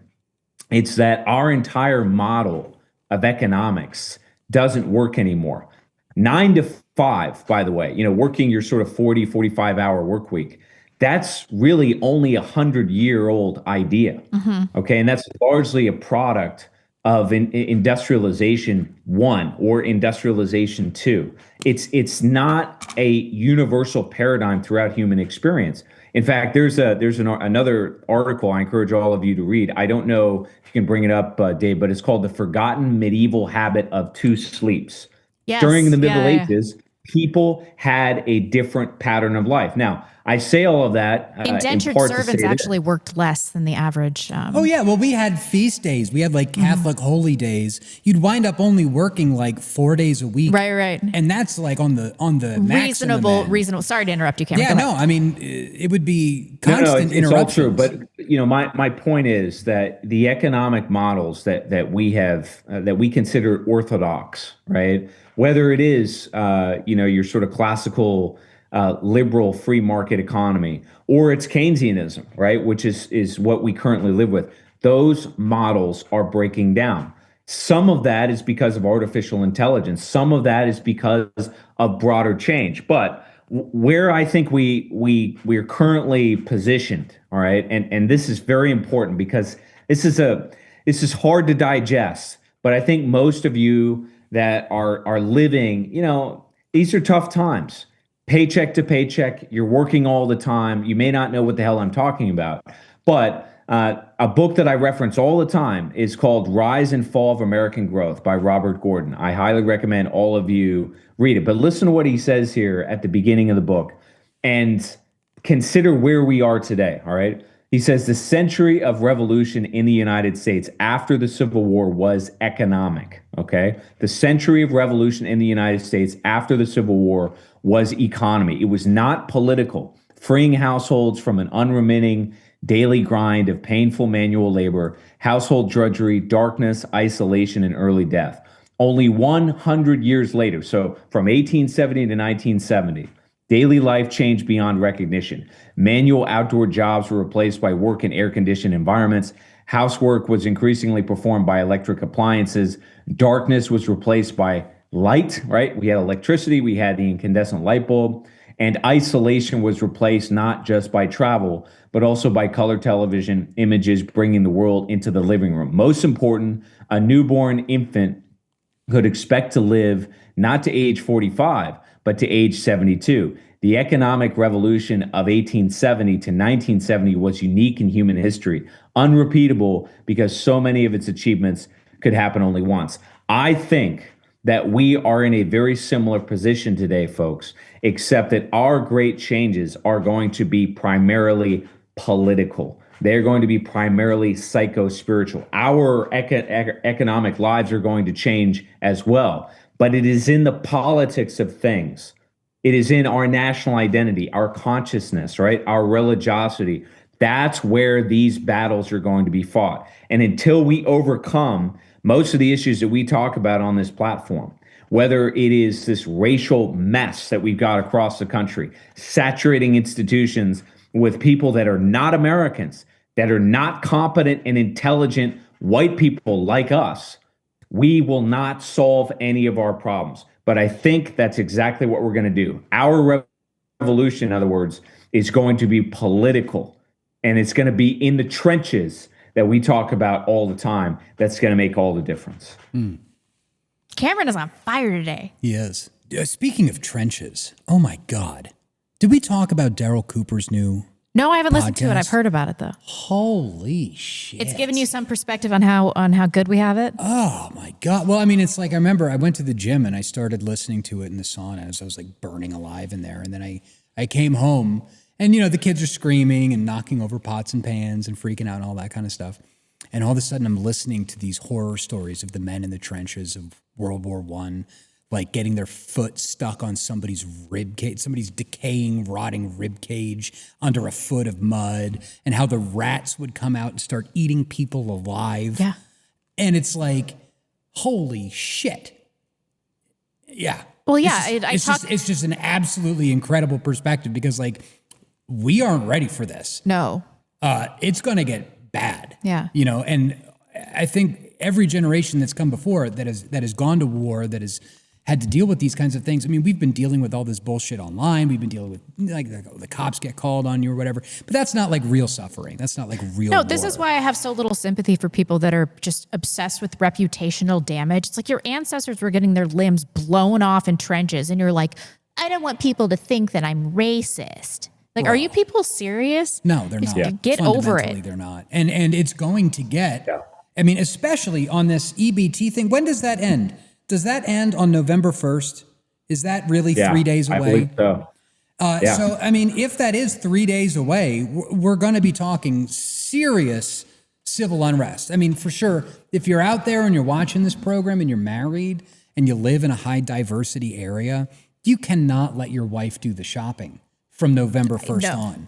No. It's going to turn into a war zone outside of Target and Walmart. And pilgrims? Well, probably see now, not pilgrims, Okay. because we live in a predominantly white area. Plus, I don't think they accept food stamps or anything like that. Oh, good. Okay.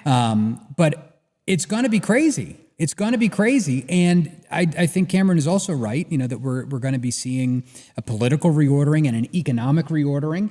And if you've been paying attention to what's been going on with gold and precious metals, you're going to want to stock up. Well, gold's in the 3,000s now. We've got to give a big shout out to our sponsor, atlasbullion.com/backlash, because we've been talking about the economy so much. Gold is below $4,000. It hit a high of what, 4,400? Can I ask, are you picking up gold right now or silver? Me? Gold.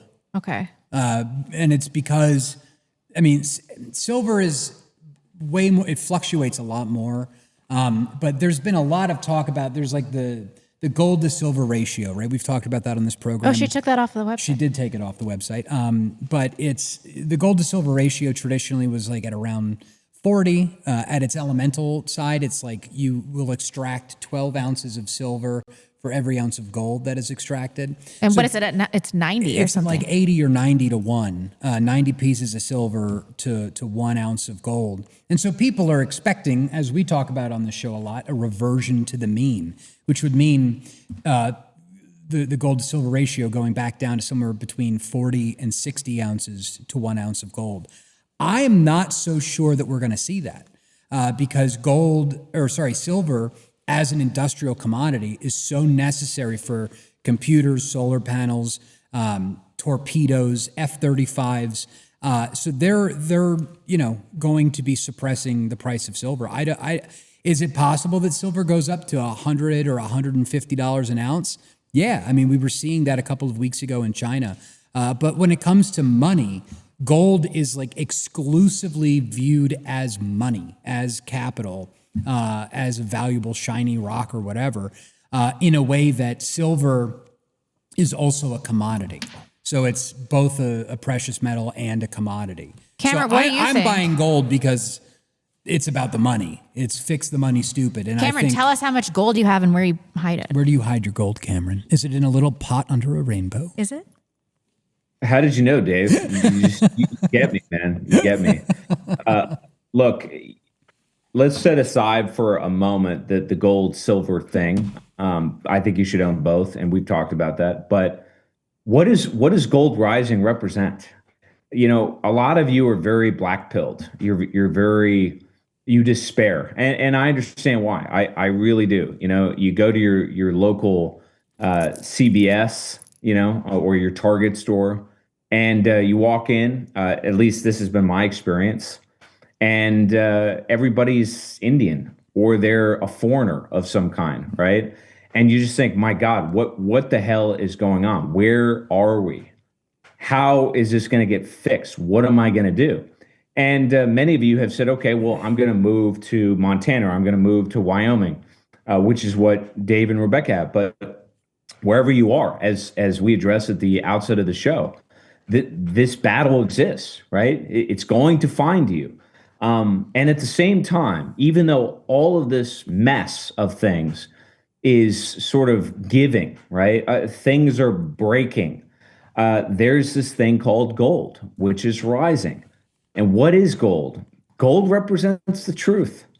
It represents a revaluation of everything to a true sort of metaphysically propertied asset. That's what gold is. Gold has been the base layer of every monetary system since the 12 tables of the Roman Republic, and even before, right? You go way back to antiquity, and there's evidence that gold had some kind of intrinsic value. Intrinsic value being the key component. But my point to all of you is that gold is rising because it's the truth, because it represents a reversion against fantasy, against the cantillionaires, against Fugazi. And ironically enough, this is exactly why Wall Street doesn't like it. Wall Street's late to the party. They're not accumulating gold by the tonnage, at least not yet. And when they start to, and I suspect that will come soon enough, they'll be exposed for the frauds that they are. My point is that gold is a metaphor, ladies and gentlemen. It is not just a catalyst for a massive change in the financial system. It's telling you that we're entering into an age of truth, where all the lies and all the bullshit is going to eviscerate. It's going to disintegrate. And everything that we've talked about, which has been shouted down or it's been attacked or denigrated, reputations have been destroyed, families have been separated, particularly for people like us, right, that are public about it. We're right. What we're saying is the truth. And ultimately, truth crushed to earth will rise again, just as gold is. That's what it means. Yep, I agree. It's also interesting to look at this is the Bitcoin versus gold chart. We haven't really seen a new all-time high yet of Bitcoin versus gold. I think that's coming. So if you want to get some gold, you can do that at Atlas Bullion. I'll put that back up on the screen. Where did this go? Someone said, buy J-Proof. It's going to 100 billion. True, right? Hold on. What happened here? Show. We should rug our audience. No, we're not going to rug our audience. What are you talking about? atlasbullion.com/backlash. And if you are looking for other things, I do think Bitcoin is going to be very important in the upcoming new economy over the next 30 years. You can go to our affiliate links. You can buy Bitcoin. You can buy Bitcoin hardware from our friends over at Blockstream. You can use River Bitcoin to accumulate. Not everybody can afford a $4,000 ounce of gold. But you can dollar cost average a couple dollars a day into Bitcoin. Yeah. And so. Not financial advice. Not financial advice, not rugging. Don't do any fucking shit coins. Don't be crazy. What? Can you talk about shit coins for 40 minutes? Can I talk? By the way, did you guys learn your lesson from doing this event? Did you get to the key takeaway? The key takeaway, I'll give it to you. Please. Is that you need to do another event. Yeah. Right? Hell yeah. Whole orchestration was designed to stop you from organizing again. That's all it is.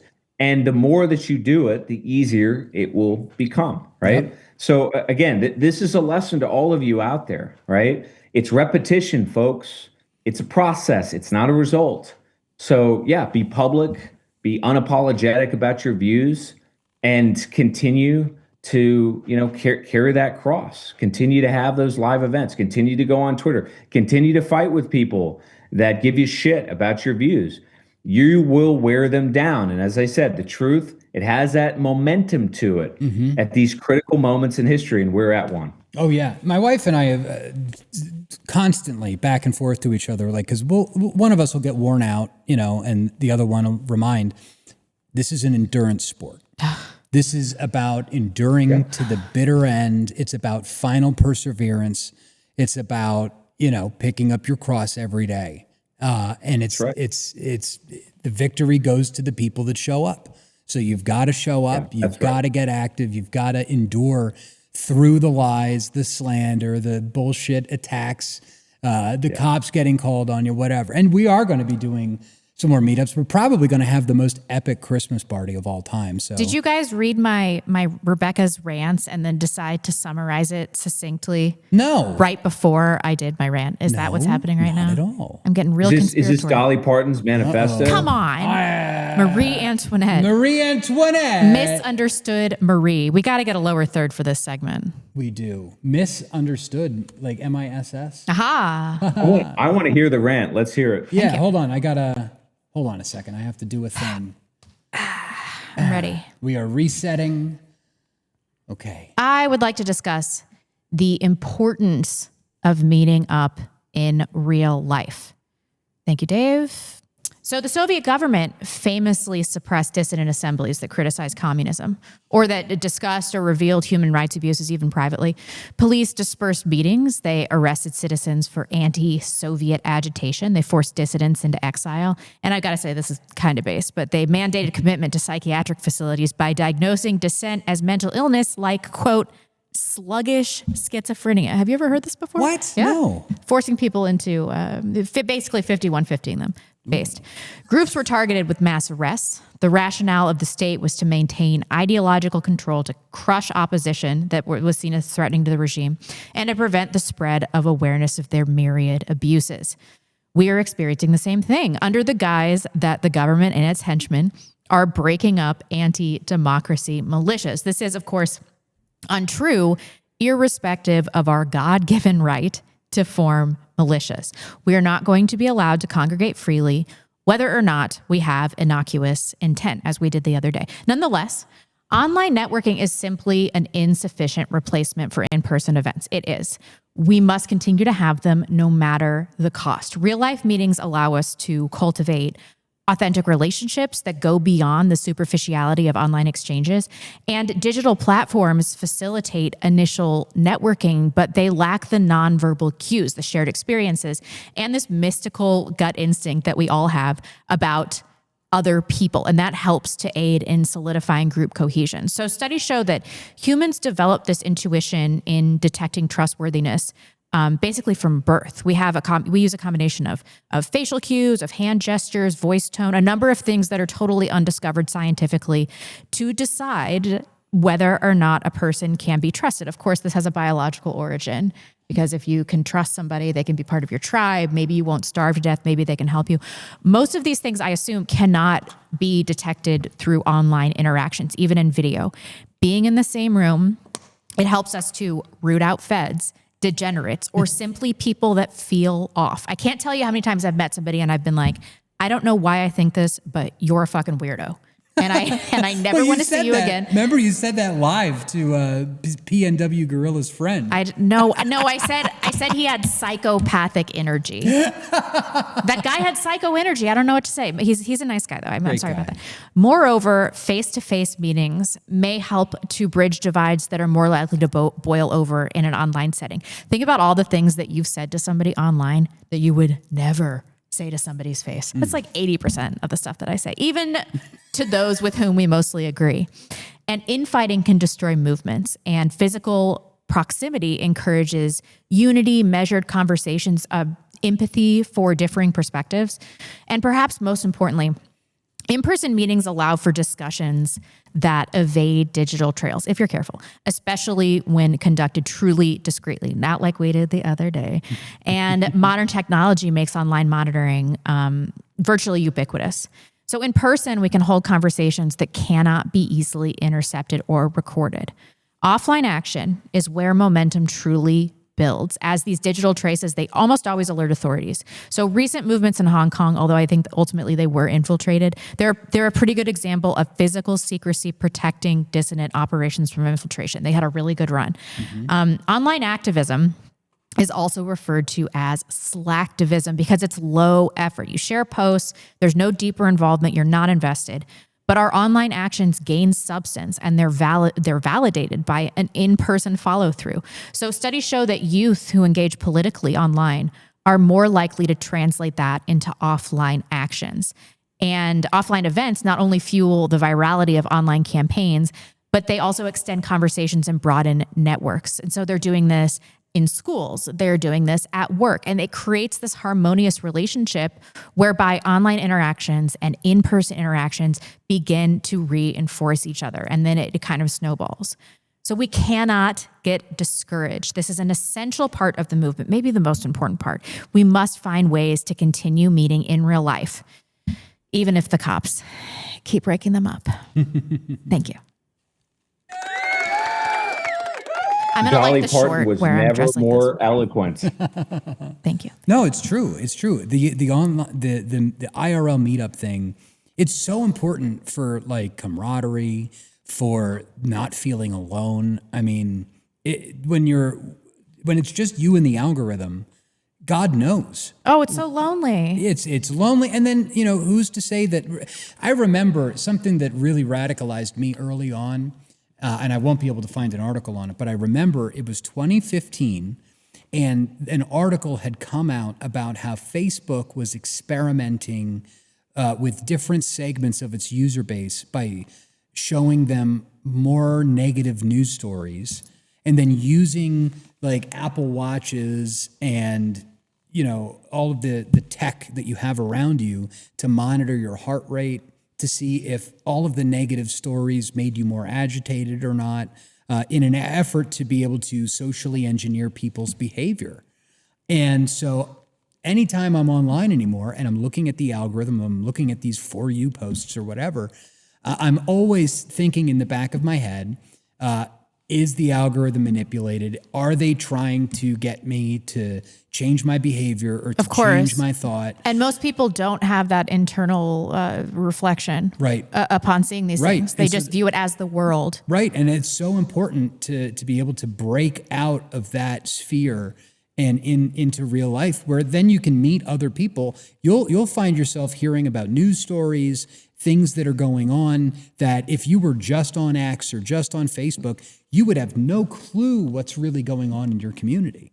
I cannot stress how important it is to get together with people IRL, build, and it's been so great too.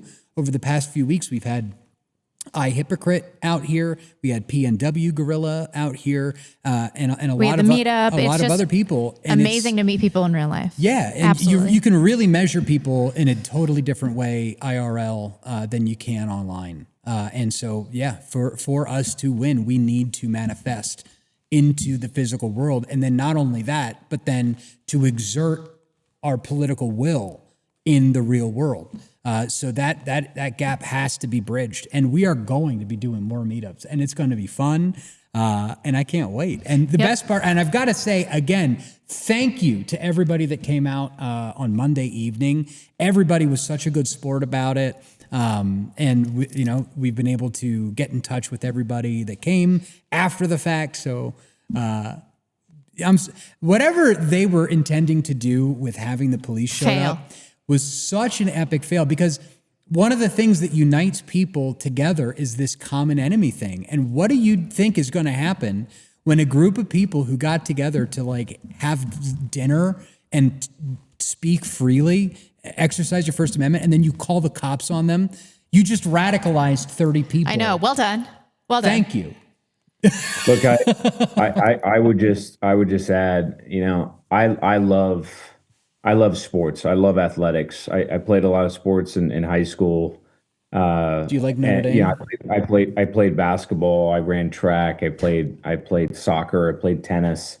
And one of the reasons I love sports is because when you see the great teams, you see the great players. Like I love Roger Federer. He's my favorite tennis player of all time. When you see these players, and I didn't see him up close, unfortunately, I never saw one of his matches, but when you see a truly great player, when they're pushed, what happens is they hit another gear.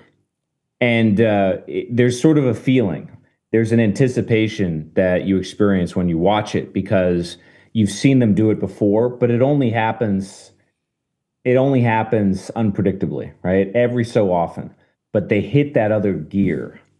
And ladies and gentlemen, that is what is inside of white America. That is what is inside of the West. We have another gear. And I know that many of you do not believe that, but one of the reasons I love Europe is because when you go across the European continent and you see these incredible monuments, churches, memorials, statues, what you see is that collective spirit, that willpower that's manifest, particularly when me becomes we, right? And that is exactly what you're about to see. I was in Paris. I want to say a year or so ago, and when you go to Paris and you go to the Eiffel Tower, if you go up close to it, you'll see that there are 72 names etched into that monument. And the 72 names are scientists, mathematicians, engineers. This is the pantheon of all the Frenchmen that are responsible for making France a great country. That is the other gear that we have. And that gear has not kicked in yet, but it's about to. It will, though. I mean, people are so afraid of consequences. And when I think about my experience online, which doesn't translate to all these people that have done really great things with their life, but I remember when I got doxxed in 2016, I did not get out of bed for 5 days. Oof. I was just devastated. And then you get over it, and then you start to get really pissed off. Yep. And then you start to deal with it. And with every obstacle, this is how white people are. With every obstacle, the next obstacle becomes easier to conquer, and you gain more confidence in your position. And it just snowballs into this incredible confidence. Like, I am supremely confident. So when this thing happened with the police the other day, I think I tweeted this, but I was like, if I experience any minor inconvenience, I don't care how inconsequential, I will ruin all of your lives. I will fucking ruin your lives. I will go absolutely nuclear. Nice. And I mean it. Like, I don't want to hear it from these people. We're not going to lay down and like stop doing the show. They're never going to win. No. And even if they did get us kicked off, we'd just be replaced by somebody even more radical. Yeah. Oh, 100%. And I saw this, you just reminded me of this post that I saw earlier today from Thomas Massey. The more they go after Tucker Carlson, the more I will watch his shows. He's a cancel survivor and has the antibodies. And that's something that we have. That's great. That's so eloquent. We are cancel survivors, and we do have antibodies. And this is something that everybody should be gearing up for, is to become uncancelable. That's why having gold and Bitcoin and silver and owning your own business and being an entrepreneur and having your own networks and connections, that's why that's so important. Because once you have wearing FBI hats, and you know, it doesn't hurt. No, but that becomes so important because you do become uncancelable. And it's like, no matter what you do to me, you can't stop it. And if you get me, if you kill me, if you turn me into a Charlie Kirk, then 10 more, 100 more, 1,000 more people, even more radical and more intransient than me, are going to come up. And more violent. Oh, yeah. I'm. Can you imagine 100,000 Dave Rileys? 100,000 Dave Rileys. I have long said that I am the moderate here. Oh, yeah. And I really believe that I am. I think Tucker Carlson and Nick Fuentes are the moderates, frankly. Yeah. And I think that's a good thing because if we can't have like these basic positions of just like, I don't know, I don't even support America unconditionally, and you want me to support Israel, a foreign nation, unconditionally, I feel like the moderate position here is to say, fuck off. Yeah. This is not Israel. This is America. Absolutely. So anyway. Get your last minute super chats into the backlash.net/super chat. Also, we are $257 away from smashing our goal. Please help us get to our goal. We are so close. Let's do some of these super chats. Absolutely. We will start over on Entropy. Queensboro Bridge Enjoyer sent $10. Blonde. Understand that Will Stansel is out there. He can't be bargained with and he can't be reasoned with. Stansel doesn't feel pity or remorse or fear. And Will Stansel absolutely will not stop arguing on Twitter ever until you have deleted your Twitter account. It do be like that, Mr. Stansel. It do be like that sometimes. My sister, a normie, texted me that the other day. I was like, what the fuck is happening? We are having Miles Chiang tweeted it today. Yeah. We are having Emily Yukis on tentatively on the 10th. And we are having the great Keith Woods on Monday. So we're going to talk about the situation in Ireland. Thank you so much for the super chat. Please help us get to our goal. We are so close. And we also finally heard back from the one and only Dr. Kevin McDonald, author of The Culture of Critique. We will be working with him to bring him on the show very soon. Gorilla Hands sent $10. Excuse me. Happy Halloween to my favorite goys. It's a disgrace that your First Amendment rights were violated. Rebecca, you have to put on your big girl panties and vote. Now is not the time for morals and ethics. We are at war. Cameron, you are such a tease. Post one video and then months of silence. Yeah, buddy. Hey, you gotta... Well, I'm tied up because I got to do all this backlash crap, so I don't have time to do my own videos. Cameron's channel is criminally undersubscribed. Please follow him on YouTube. He's also so shite at self-promotion. Oh, yeah. Cameron never talks about himself, ever. Neo-masculinity. Well, that's just because I can't divulge too much, because if I do, Rebecca will figure out things about me and start tweeting about me. And I would never. I'll tell the audience a story about you today, you son of a bitch. So Cameron wanted to talk to me, and I didn't answer because I was putting my baby down for a nap. And then he said, it's women problems. And I'm like, I couldn't get my phone up fast enough. I call him and he's like, I just want to talk about the show. like you bastard. I thought he was going to confide in me and I would finally know more about Cameron McGregor. And No. Cameron's love life. Thought I was a beta, folks. She thought I was a beta. No. Boy, was she wrong. I was thinking we've got to we could start a show, Desperate and Dateless, where we give dating advice or something. Who, you and I? Yeah. Why? Wouldn't that be funny? I don't know Cameron anything. would do a pretty good job. No, Cameron's it would be life funny experience. watching you two give dating advice. My advice would be golden. Absolutely. Imperium Sniper sent $100. Whoa, Thank you for the big super chat. Hi, guys. I just wanted to ask you about 2 possible guests since you started a book club. These have 2 base libraries. Mofashi Bookshelf has been around for 6 years, Italian Catholic, and he's interviewed EMJ twice.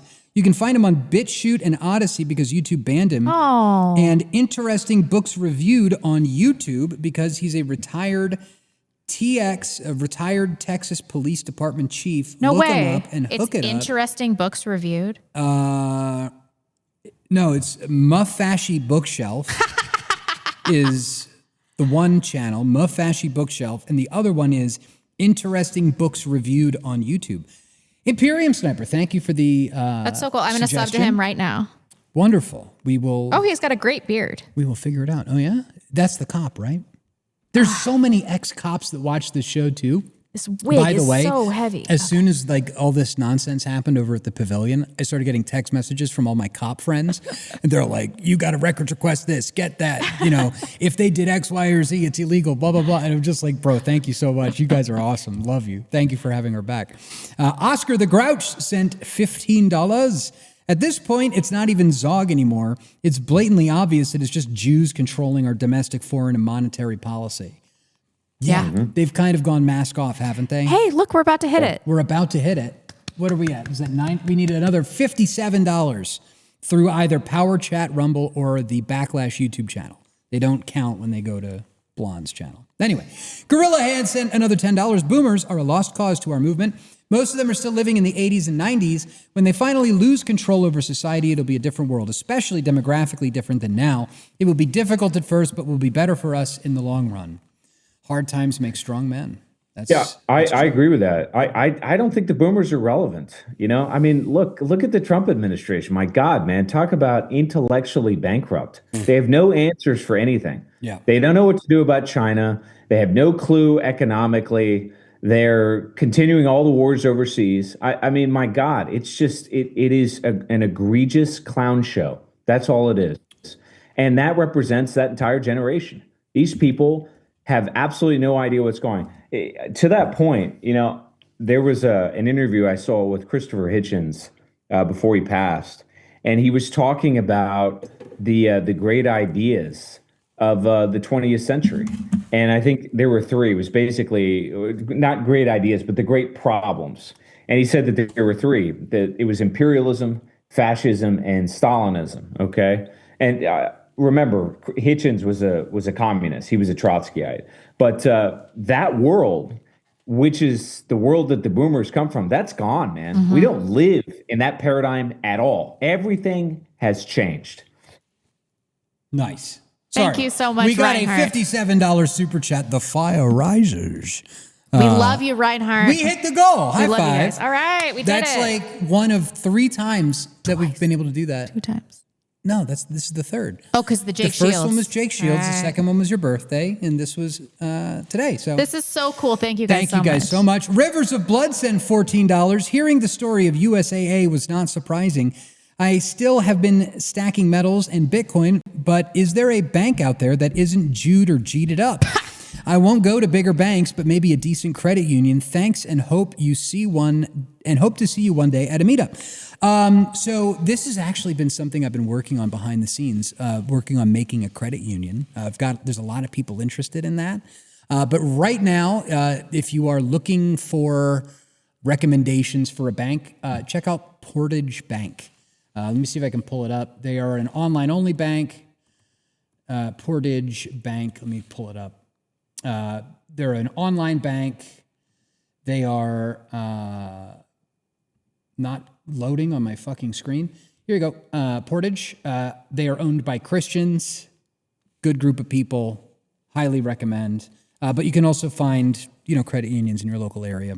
So I'll just add one tidbit here. Moody's which, by the way, Moody's does pretty good work. They just put out a report that I have I've perused called U.S. Banks Private Credit Loan Exposure Nears $300 billion.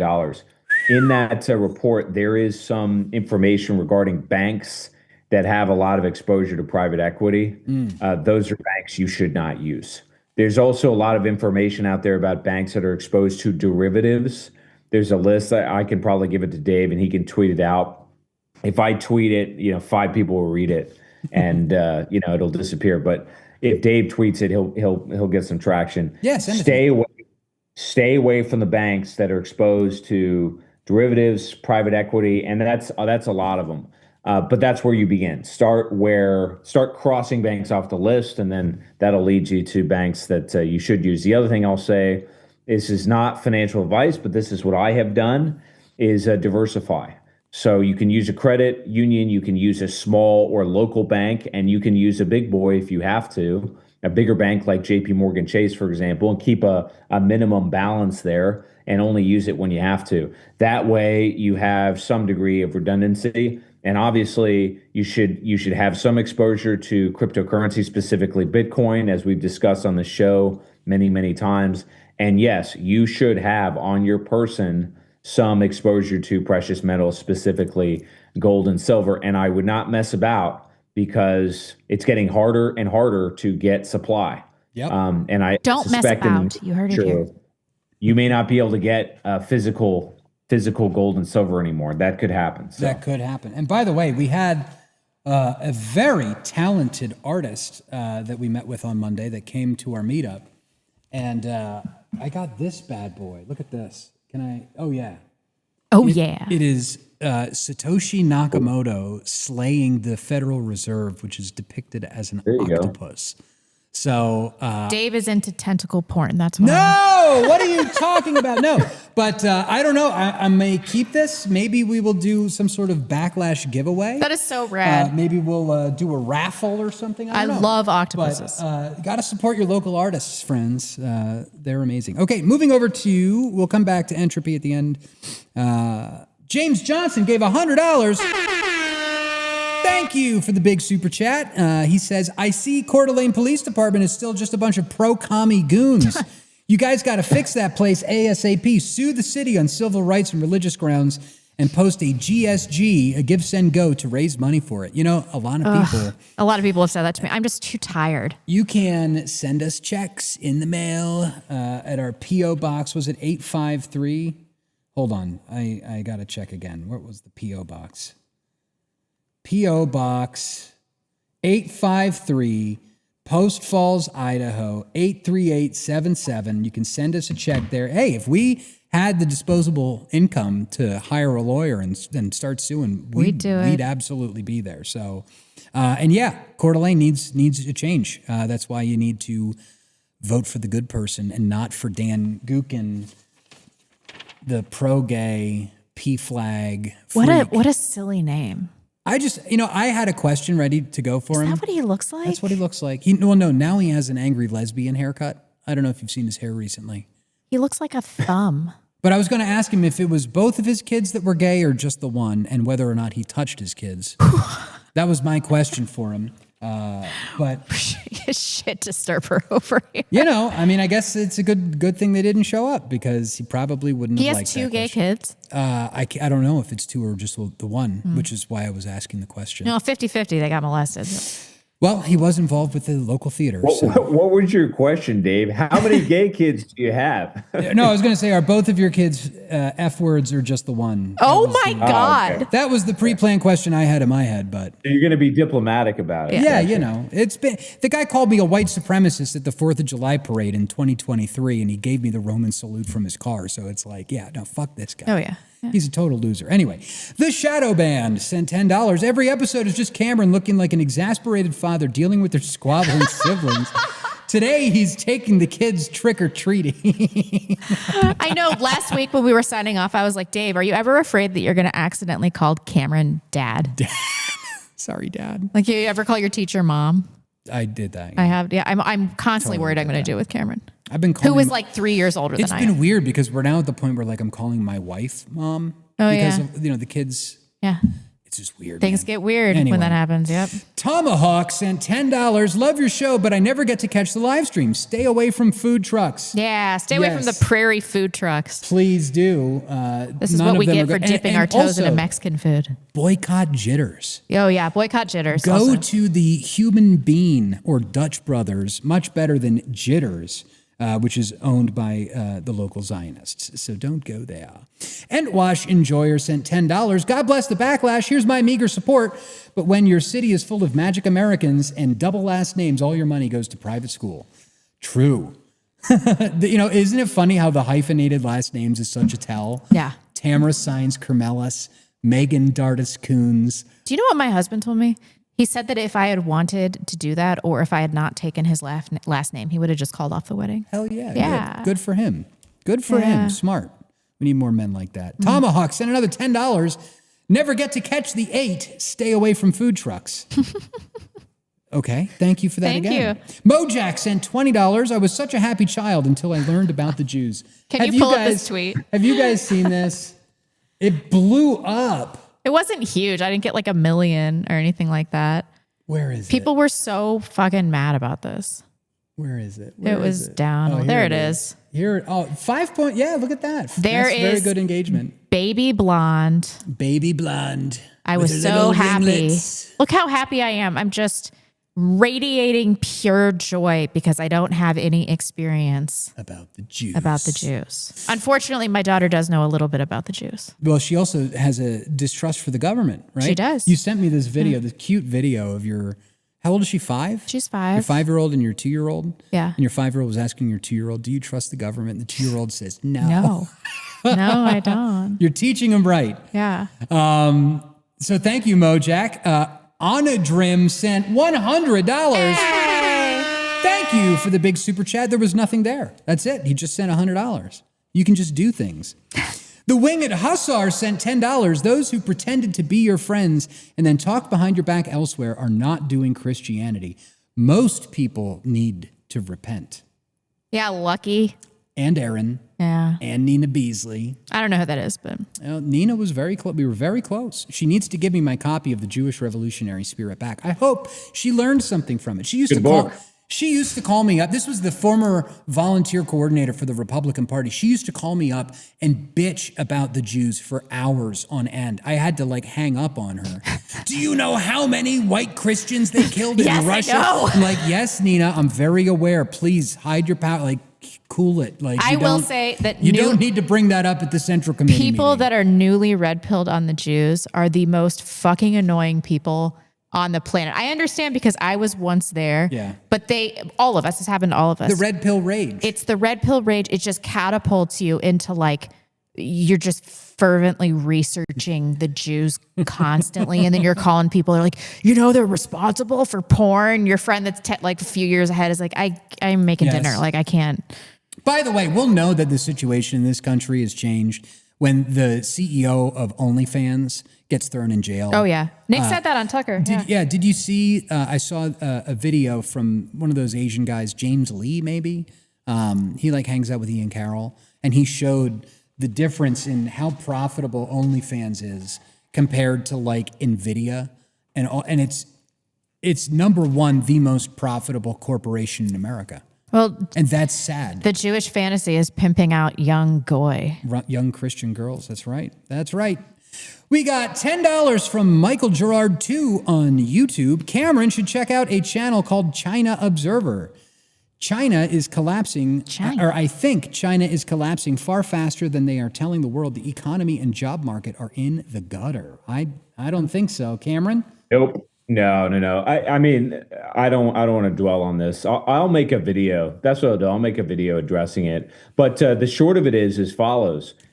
We are financial capitalists, which is in large measure what we talked about on the show tonight. The Chinese are industrial capitalists. Industry is real. It's real economy. It's why they have a monopoly on rare earths. It's why they have cutting edge technology across the board. They're basically dominating all of the industries that we used to. And they have the best human capital, I think, in the world right now. So no, I think it's quite the opposite. One other thing to note on this is that there are a lot of Western analysts that are evaluating China's economy the same way that they evaluate the United States. What I mean specifically by that is they're looking at a lot of capital markets and saying, okay, well, China's not this or it's not that. Look, the stock market does not equal economy. And sadly, in the United States, we don't have much economy left. And so we live and die based on stock market performance, particularly tax revenue for the government, right? If the stock market collapsed 25%, the US government would go broke very, very quickly. In China, that would not happen at all. That would not be the case. And the Chinese households are not exposed to Chinese stocks the way that American households are either. So you're talking about two fundamentally different economies. And what China has done basically is they have replicated what we built between 1870 and 1970. That 100-year period, they took that template, that playbook, and they replicated it while we have atrophied. Yeah, absolutely. Oh, 100%. I found the tweet, by the way. Look at this. Look at that chart. Right? Walmart, Walt Disney, Procter & Gamble, what's this one? Alphabet, NVIDIA, and OnlyFans makes $156 million per employee. The next up is NVIDIA, which makes what, $3 million per employee, but absolutely out of control. And by the way, I found this other clip. NVIDIA is also sort of a Ponzi scheme too, right? Because they have created this supply chain for their semiconductors, and some of the vendors that are buying their semiconductors are companies that they also finance. Oh, and I'm not the only one that's talked about this. There's a lot of evidence that the entire AI boom is also a giant Ponzi scheme of circular cash. Yeah. And at the very least, it is a bubble. That doesn't mean it's not legitimate. It doesn't mean that it can't produce transformative results or maybe a productivity miracle. I'm not saying that. What I am saying is it's absolutely a bubble. And I haven't seen a lot of compelling evidence, and there's growing skepticism as we speak about the actual revenue that artificial intelligence, which is supposed to be this game changer, is producing, because so far, year to date, it's pretty disappointing. Yeah, here's that circular economy that they've set up. I was able to find it. Good Lord. It's like a whole house of cards. It's not real. The whole AI thing. And I think that goes to your point earlier that you were talking about how it's all H-1Bs. Mm-hmm. They're replacing everybody with H-1Bs and then saying it's AI. It's not AI. Right. It's immigrants. Bro, come on. Anyway, Book Track Grooves sent $10 on Rumble. Rebecca, your homework, 1 Corinthians chapter 13. Happy All Saints Day. Happy File 95 Theses Martin Luther log. So you guys don't know this, but Halloween is actually my favorite holiday. Really? Oh, really? I couldn't tell. Are you going to dress up? It is my favorite holiday because it goes back to my Celtic ancestors in Scotland. It was originally called Samhain, and Samhain was basically a celebration of the end of the harvest and the beginning of the dark period, the beginning of winter. Mm-hmm. And if you go back to the ancient peoples in Europe, they didn't measure years as much as they did winters, because winters were so harsh, and if you survived them, you were lucky. But anyway, Samhain, it's a Celtic holiday, and it's the Scots and the Irish that came to the United States that popularized it. That's why it became an American holiday. Well, we're going to need to see pictures of you with like a slutty Dracula or something. I don't know. The slutty dress thing is not my fault. I'm kidding. Glamdring sent $10 on Rumble. I'm buying $10,000 worth of gold from Atlas Bullion, which is a distressingly small amount, by the way. I got my wife and Kenzie on the phone to make sure that she knew that we were buying through them because of the backlash. Thank you. Thank you very much for the support. As you know, we do make a small commission on any sales generated through our link, atlasbullion.com/thebacklash. And yeah, it's like what, 2.5 ounces basically that you'd be able to get with about 10 grand. Unbelievable. Michael Gerard, too, sent $10 on YouTube. Cameron is right. The extremes control history, not normies. Julius Caesar, Napoleon, Lenin, and Mao were all part of a minority who understood that might makes right, not morality, rights as in laws. Yeah, you're right. Barefoot in the Kitchen sent $10. No babies were harmed in the making of this episode, only startled. Thank you, honey. I was Very texting good. her. I'm like, oh, is the baby okay? She's like, shut up. It's fine. Everything's fine. It's okay. Book Track Roof sent $14. Dave Smith was on the Crowder Show, and it seems like he and Dave Smith get on to Candace Owens. David once grilled or smoked chicken. Yeah. Well, I mean, I like crispy chicken, like a crispy chicken sandwich from McDonald's. Then you like fried chicken. I don't like KFC. Okay, I will be clear. I do not like Popeyes, and I do not like KFC. Okay, no, I'm talking about like... I've never had any other kind like of... homemade... You've never fried your own chicken? No. I bet you $1 million your wife has. Maybe. Cameron, you like fried chicken, right? I'm sure Dave's wife has fried his chicken. Yeah, absolutely. Yeah, I do like fried chicken. It's true. Yeah, because you're not a monster. Or a serial or a chronic... what is the word I'm looking for? The disease you have, the mental disease. ADD? No, the other one. ODD. Yeah, oppositional defiance disorder. That's there it. we go. Oh, ADD. ODD. I'm odd. That's basically there's two ideas, two characters that Rebecca envisions as me. One is Patrick Bateman from American Psycho. I do, yeah. And the other is Fraser Crane. She thinks I'm one of these two ridiculous characters.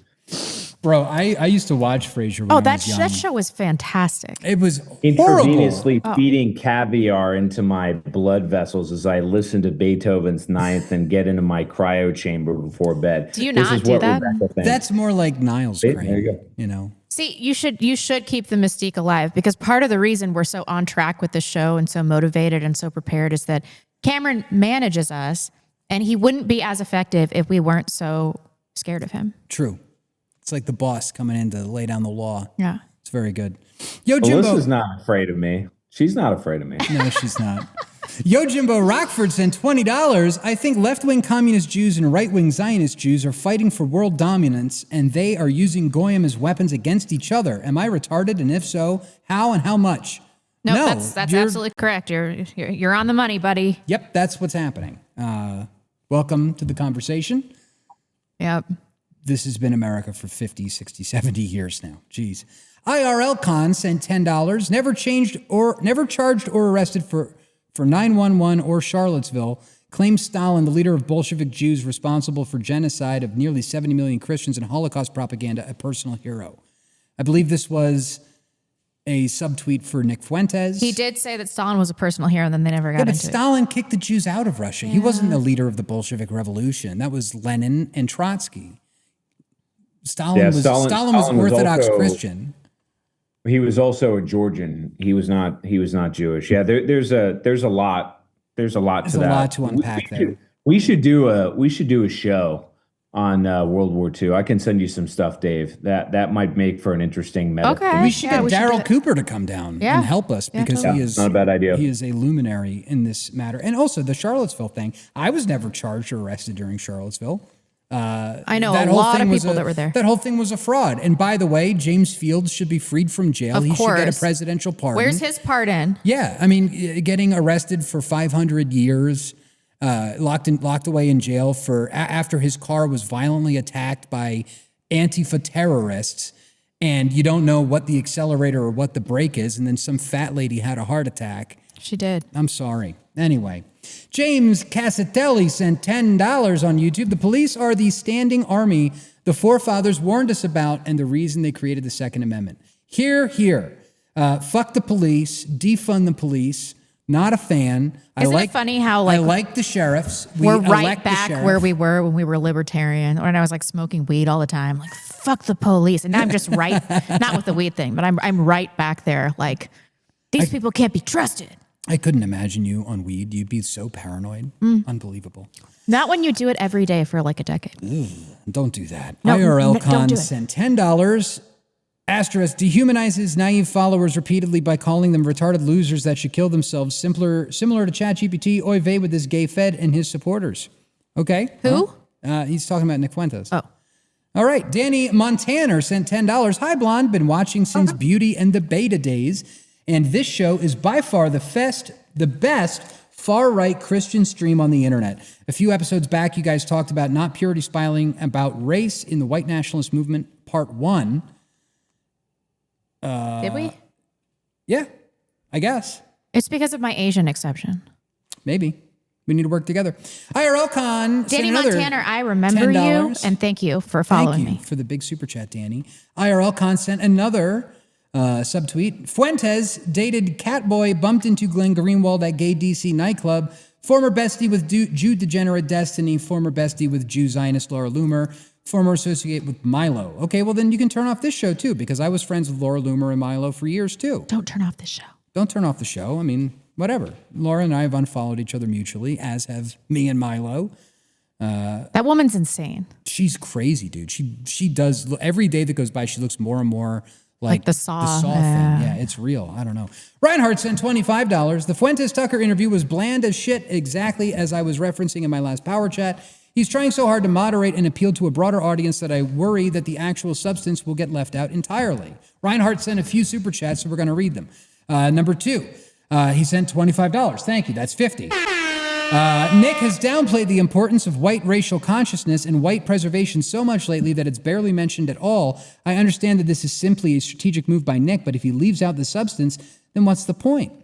I think this is absolutely a valid criticism. And about Reinhardt personally, we've been friends for a long time, and he is virtually right about everything. I find that I'm always like, you're wrong, and then I come around to his perspective. Here's the thing, though, too. Like, Hitler was all things to all people. He was everything to everyone. And I think Nick has been very solid and strong on talking about white America. I don't think that he's going to ever compromise that America first plus white people are good. I don't think he's ever going to compromise that, but there are a lot of black people in this country that have also been fucked over by the Jews.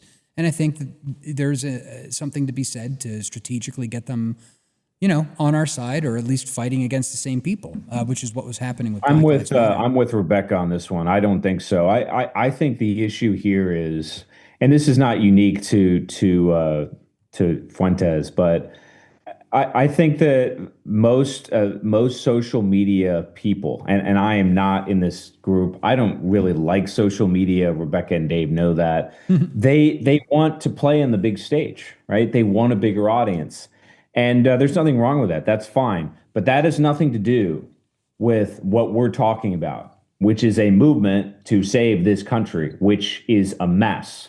That's an altogether different thing. Now, I don't know what his true motivations are, but I do think that he's a social media person. I think that Candace Owens and the rest of these people, they want a bigger audience. And so they are willing to play ball with the mainstream in ways that I certainly would not. I don't really care what the mainstream says. To me, that's irrelevant, right, in terms of where we're headed. But I think for a lot of these people, this is a business. And I do understand that. I do. I just think that that's separate from what we're talking about on this program. I think he has political aspirations too, which I will be voting for him in 2036. We'll see. Chaotic Herpes sent $10. I think we've had, the one thing I'll say is that we have a very poor track record in the United States of electing people on the basis of their celebrity. This is a big problem. And as I said earlier on the show, the process of becoming president has nothing to do with actually executing the duties of the office. And look no further afield than Donald Trump, right, who is an expert social media person, and he is clownishly stupid as president. He has no business. He doesn't know how to conduct meetings. He doesn't know how to hold summits. This must inform you folks. Just because somebody's popular on social media doesn't mean they should lead your country, okay? True. Let's see. Vlad sent $10. AI stands for all immigrants. You make the butter chicken, deport, and no more butter chicken. We will take all brown people invention back. Do not deport. Please, sir, do not deport. LOL. That's funny. True. I did not miss your super chat, Vlad. I just read it. See? Chaotic Herpes sent $10. Blonde was right. Most people do have HSV1 herpes, which is essentially just cold sores. This is different from STD HSV2 herpes, which most black people have. Well, 20% of people have HSV2. This that is is genital different herpes. from STD HSV2 herpes, which most black people have. I think 40% of black people have HSV2 and what? 20% of white people have HSV2. Can you look that up on the Chat GPT? Sure. That's but that is crazy. true. See, when you say that most people have HSV1, everyone is like, you have herpes. I'm like, nobody should be testing for HSV1. I don't have that. You would not know. Most people never get an outbreak, and most people get it in childhood through non-sexual means by kissing their grandparents. I don't have that. 67 to 90% of people have HSV1. If you've ever had a cold sore, you have herpes. I've never had a cold sore. It doesn't matter. You probably have it anyway, and it's just suppressed. It's not a big deal. What is the problem here? Bill Biz sent $50. Don't get genital herpes, though. A little contribution towards the next Backlash Thank you. fried chicken meetup. Yeah, maybe we should go to Texas, or is it Dave's Houston, Texas Hot Chicken or whatever? We could go there. And Dave's Hot Chicken. Dave's Hot Chicken. Yeah, you can all like force feed me fried chicken or something. The private Telegram chat has just been, oh, look, Palmer Lucky sent me a message. What percentage of black people have... Oh, that's right. I have Palmer Lucky's phone number. It's funny. He's on Telegram now. That's actually him. Oh, really? Yeah. That's funny. Danny Montana sent $10. P2, I am mixed race European, Scottish and Spanish, Native American and Japanese. What is y'all's opinion on mixed race Europeans and where do they fall in the white nationalist movement? Dave, go on a tangent on Bitcoin. It's so funny watching Blonde's reaction. No, don't do that. Listen, for better or worse, mixed race people exist. I was listening to LP the other day, and he was talking about like the fallout that his family has had about what he said about miscegenation. He's like banned from Thanksgiving now. Oh no. And he's like, listen, Mexican and white is like the least bad miscegenation. You can tell, my family should know that if they're listening. It's the least bad. There are rankings of miscegenation. I would say the Spanish is like almost fine. Spanish? Yeah. You mean from Spain? Yeah. They're white. It's almost fine. All right. And then because of my Asian exclusion, I'm okay with the Japanese thing too. I like them. I have a lot of Japanese friends. Native American, that's not great, but what can you do? In terms of mixed race people, that is, at least you're not black. At least you're not black. You're not Jewish. You're not black. Like, I can get over that. I mean, I wouldn't procreate with you. But, I mean, this is one of those things, too, where it's just like, we got to save the white race. It's like, okay, well, do your part. Get married to a white woman. Like, I don't know, find someone else and make kids with them. Okay. And then love them, and you're good. Age-adjusted prevalence of HSV2 among adults 14 to 49 was 35% for non-Hispanic black people and 8% for white people. Oh, wow. Yeah. So that's statistically significant. Yeah. So Danny Montana, just don't have sex with the black women. Yeah. It's just promiscuity. That's true. That's so true. Reinhardt sent $50. It's only meaningful for Nick to be introduced to Tucker's audience if he also introduces his ideas to them. Most of them aren't going to bother looking into Nick any further, and they will remain ignorant to the issues that matter. Well, I mean, let's see how many people tune in. Let's see how many people continue watching Nick from Tucker's audience, and they'll see if that has a difference. Reinhardt sent $100. Thank you. We love you. My frustration with Nick stems from the fact that we simply don't have the time required for his plans to work. We need to push for real action now, band together, and apply pressure in person. Once again, I'll shill for Patriot Front. Yeah. Well, I absolutely agree with him. I mean, I understand what you're saying about what was it, revolution versus Reformation. I understand that. I think this should be a two-pronged approach. However, we don't have time to topple the institutions. Think about how long it's taken for these bureaucracies to be built up. Right. The infiltration, I mean, we would have to wait a generation where everybody was on board, which they're not right now, for us to see any real change. And this is one of the reasons why I pulled up and I posted this tweet earlier, which is zero fucking traction, which is totally fine. But these people are talking about, kicking. This is the next move. This is the next move that's going to be coming down the pike. And I know that the Republican Party, especially at the national level, is bankrupt.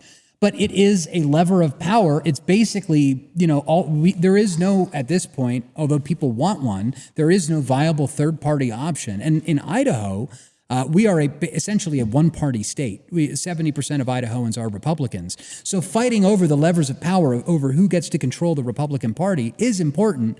And they're going to be making plays to basically make anti-Semites, which is, of course, their definition of it, which is anybody who doesn't uncritically support Israel.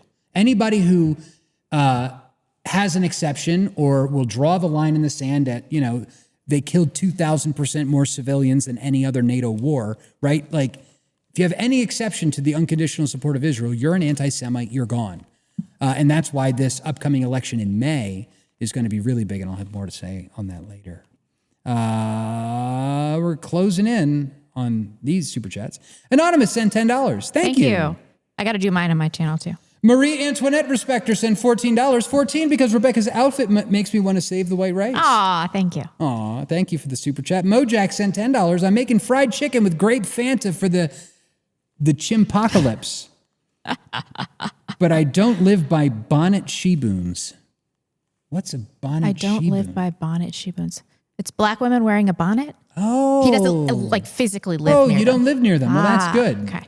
They are fucking... I could get behind some grape soda. That sounds kind of nice. Cream soda. Book Track Groove sent $10. Dave, you better be able to do 10 pull-ups. What Catholic and Protestant pod show do you guys listen to? Get out there, ladies and gentlemen. Corey Mahler. I haven't listened to Stone Choir in a while. Oh, yeah. Stone Choir's great. They were doing a piece on the Septuagint that was very good. The Septuagint. Catholic podcaster, Stephen Cokes. I've got to give a big shout out to Stephen Cokes. He's doing really good stuff over at Cokes News. Apocalypse. Cox News. Sorry, Stephen Cox. I just don't like the way that sounds. But Stephen Cox, I think it's called Church and State over on YouTube. That's a very good show. And then another friend of mine, Matt Gaspers, is doing Vox Catholica or something like that. I don't know what it's called. Vox Veritatis is the name of his channel. He's also very good. I like him. Robert sent $25. Blonde, you look hilarious. Dave, I didn't think you were one of those guys who wears their usual work clothes to the office on Halloween. Lame. But the third host takes the cake. I haven't seen him smile or blink for 2 hours. It's the stuff of nightmares. No. He cracks a smile every once in a while. That's funny. Reinhardt sent $200. What? Bro, stop sending us money. I'm serious. Join Patriot Front, and you'll get to hang out with me. Dude, Reinhardt's the coolest. I've hung out with him. He did just join Patriot Front, so yeah, God bless him. He's the coolest. If you are behind the scenes and you have an opportunity to hang out with Reinhardt and his wife, they are the fucking coolest people I've ever met in my life. Nice. Do it. Reinhardt sent $57. The fire rises, lightning bolts. Thank you. And I think that's what brings us up to the actual Okay, let's do some supers on my channel. No. I've got 3 more. Episode 88 noticer sent $14. Yo, episode 88. Vlad sent $10. AI stands for all immigrants. Oh, I already read that. And then Barefoot in the Kitchen sent $10. Beef is better than chicken. Chicken is basically a vegetable. Yeah, okay. I can get behind her on that. Yeah. Beef. I eat steak. I like chicken fried steak. How can you like chicken fried? Whatever. I can't with you. I can't. I can't do it. It's okay. It's so illogical. Can I read some of these? Yes. Let's see. Let's start at the beginning. Orwell's goon. Please sue them for harassment. Press charges against them for filing a false report. Get a lawyer. Put them through the system. You don't have to live like this. Confront them at city council. What they did was legal. I think. It was totally legal. Well, they lied about us. Yeah. But you could ask somebody to remove them from private property for virtually any reason. So yeah. I don't think we're going to have a leg to stand on there. Rodney Sheehan says, with love from Rhode Island. Thank you, Rodney. Really appreciate it. OJ Simpson, a big donation from Mr. OJ Simpson. I know you did it. It was not your son. We're making our lists. We're checking them twice. Patriots get paid in Bitcoin when they put the traitors on ice. Based. Says George Washington on the Christmas boat, probably. Thank you, OJ. Person, blonde. You say we collectively shouldn't respect rules because leftists will not respect and play by the rules, but then you won't vote when other women are voting. At least vote with your husband. Okay, that's a fine point. Don't vote with your husband. I'll tell you who to vote for. It's not. No, my husband will tell me the right person to vote for. And if he found out that I was voting based on another man's political opinion, he would beat me to death. And that is the appropriate reaction. Based. Totally based. Yeah. Based. With a frying pan. Totally. With the cast iron. With the cast iron pan. Yeah. The other thing is that I just don't believe in political solutions. Like I just really don't. Right. Look at our local government infiltrated with a bunch of Zionist hag stooges.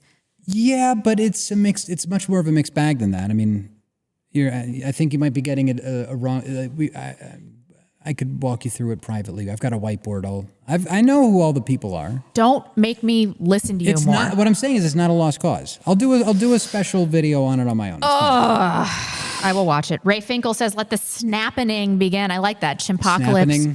Chimpocalypse. After this, I'm going to tweet, "Let them eat wangs, #chimpocalypse, #snapping." We can just clip that. Okay. Yeah. Let's clip it.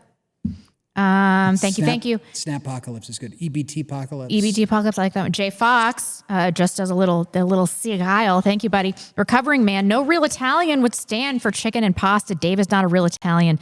Please, he's going to start talking like an Italian. Fed confirmed. On a serious note, put any provocative meetups behind a paywall. Meetups at known supportive places can be public/free. You're right. Yeah. Yeah. And there's people in the area that own very fine establishments, many of them in Sandpoint and Coeur d'Alene and Spokane. You know they're letting trannies at the YMCA in Sandpoint? Ooh. Yep.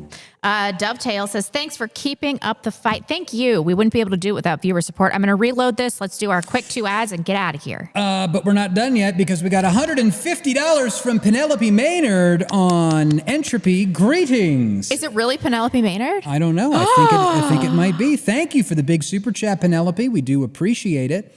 And then also... Thank you, Penelope. I love your work. We absolutely cannot forget the Bitcoin super chats that we've got through our proprietary Bitcoin super chat platform. First one is $14 from Anonymous. It says, "Hey, Dave, nice inbound liquidity you got there. Oh, wait, never mind. I guess I imagined it. Yeah, we're working on getting a Nostr hookup for it. Don't worry. We'll have it settled." Anonymous sent $88.88. Dave is single-handedly responsible for 32% of the size of the blockchain. True. Even I understood that one. Literally anything sent $10 with Bitcoin. Wait, it's not spelled Coeur d'Alene? Quarterlane. Have you heard the way iHypocrite says it? He's like, Coeur d'Alene. Coeur d'Alene. Fucking Canadians. Coeur d'Alene. That's how we all say it here. Which doesn't even make any Coeur sense. d'Alene. Robert of Fixham sent $17.76. Given the recent interruption of taco consumption, what is your guys' go-to meat for a burrito? I've been making smoked brisket burritos lately, and it's been pretty great. Why does Rebecca have a beehive on her head? Is this a Village People bit? Oh, Miranda. What's our go-to for burritos? Carnitas. Carnitas, steak in the burritos, and then the second would be al pastor. Oh, yeah. That's and then very I good. just like onions and salsa. That's it. I'm not a fan of the birria burritos. Yeah. Okay. It's too sloppy. It gets in your beard. Do you know what the worst burrito is? The California burrito. French fries have no place on a burrito. That's just... I disagree. You're fired. Heresy. Yeah. I used to live in San Diego, man. We would get California burritos all the time. See, I would actually associate that more with Pittsburgh, because in Pittsburgh they put French fries on your sandwiches. They put French fries in the salad. No one in this country would associate that with Pittsburgh. Why not? It's the Pittsburgh California thing. burrito is a San Diego creation. Clearly, from I don't know if people, it's still there, but if you want a California burrito, go to Los Panchitos. It used to be downtown. I don't know if it's still there, but Los Panchitos. Yeah, I don't Los know. Panchitos. Not Anon sent $49. Air horns are Negro coded. Yeah, really. You should have heard my high school graduation. Really? Oh, yeah. That's funny. And with that, we are up to date on super chats. Thank you very much to everybody. Thank you so who much. chatted. We appreciate it so much. We have to give a Thank big you. shout out to our sponsor, Antelope Hill, who is fighting to keep history alive amidst a regime of anti-white censorship. They are America's leading publisher of dissident, radical, and right-wing researchers, philosophers, polemicists, and writers. They have an eclectic catalog that includes veteran right-wing authors and academics like Kerry Bolton, Dr. Ricardo Duchesne, and Paul Kersey, as well as newer figures like Lord Miles Routledge of Afghanistan, Josh Neal, and Christian Secor. In addition to a long list of original translations or modern reprints of otherwise inaccessible historical works from eras such as fascist Italy, National Socialist Germany, and even medieval Europe. Their original works include groundbreaking investigations into the causes and funding behind transgenderism and the opioid crisis, books on Christian nationalism and American folktales, and additionally, Antelope Hill contributes to the regeneration of our culture and rebirth of our family values through their top-quality fiction, including books like Let Them Look West and World Separated, a collection of beautifully illustrated and wholesome children's books, too.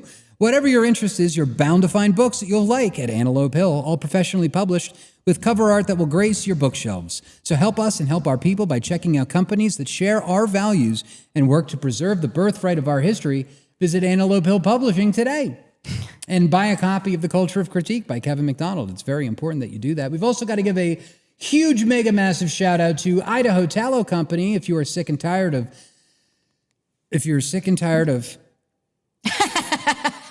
damn it, if you're tired of skincare packed with chemicals you can't pronounce, at North Idaho Tallow Company, we keep it simple with grass-fed tallow, time-tested ingredients, and zero junk. Our soaps, balms, and lip balm are packed with bioavailable nutrients that your skin actually needs. No fillers, no endocrine disruptors, just rugged, reliable skincare that works. Ditch the synthetic garbage and switch to North Idaho Tallow Company. Get yours at idahotallow.com. And they've got some new scents that are coming out very soon. Fireside Forest. I've smelled it. It's totally bomb. Pumpkin Spice. Also bomb. Oh, my favorite is still Sandalwood Frankincense and Vanilla. But don't forget, they have a Soap of the Month club you can sign up for and get soap sent to you on a monthly basis. You never need to go shopping for soap again. Thank you so much for helping us reach and surpass our goal for our super chats. We appreciate you for keeping the show alive. This is The Backlash. Find all of our links on thebacklash.net, and follow us on Twitter, on X, at Real Backlash. We'll see you on Monday with Mr. Keith Woods. Thank you so much. Bye-bye. Oh, I did not mean...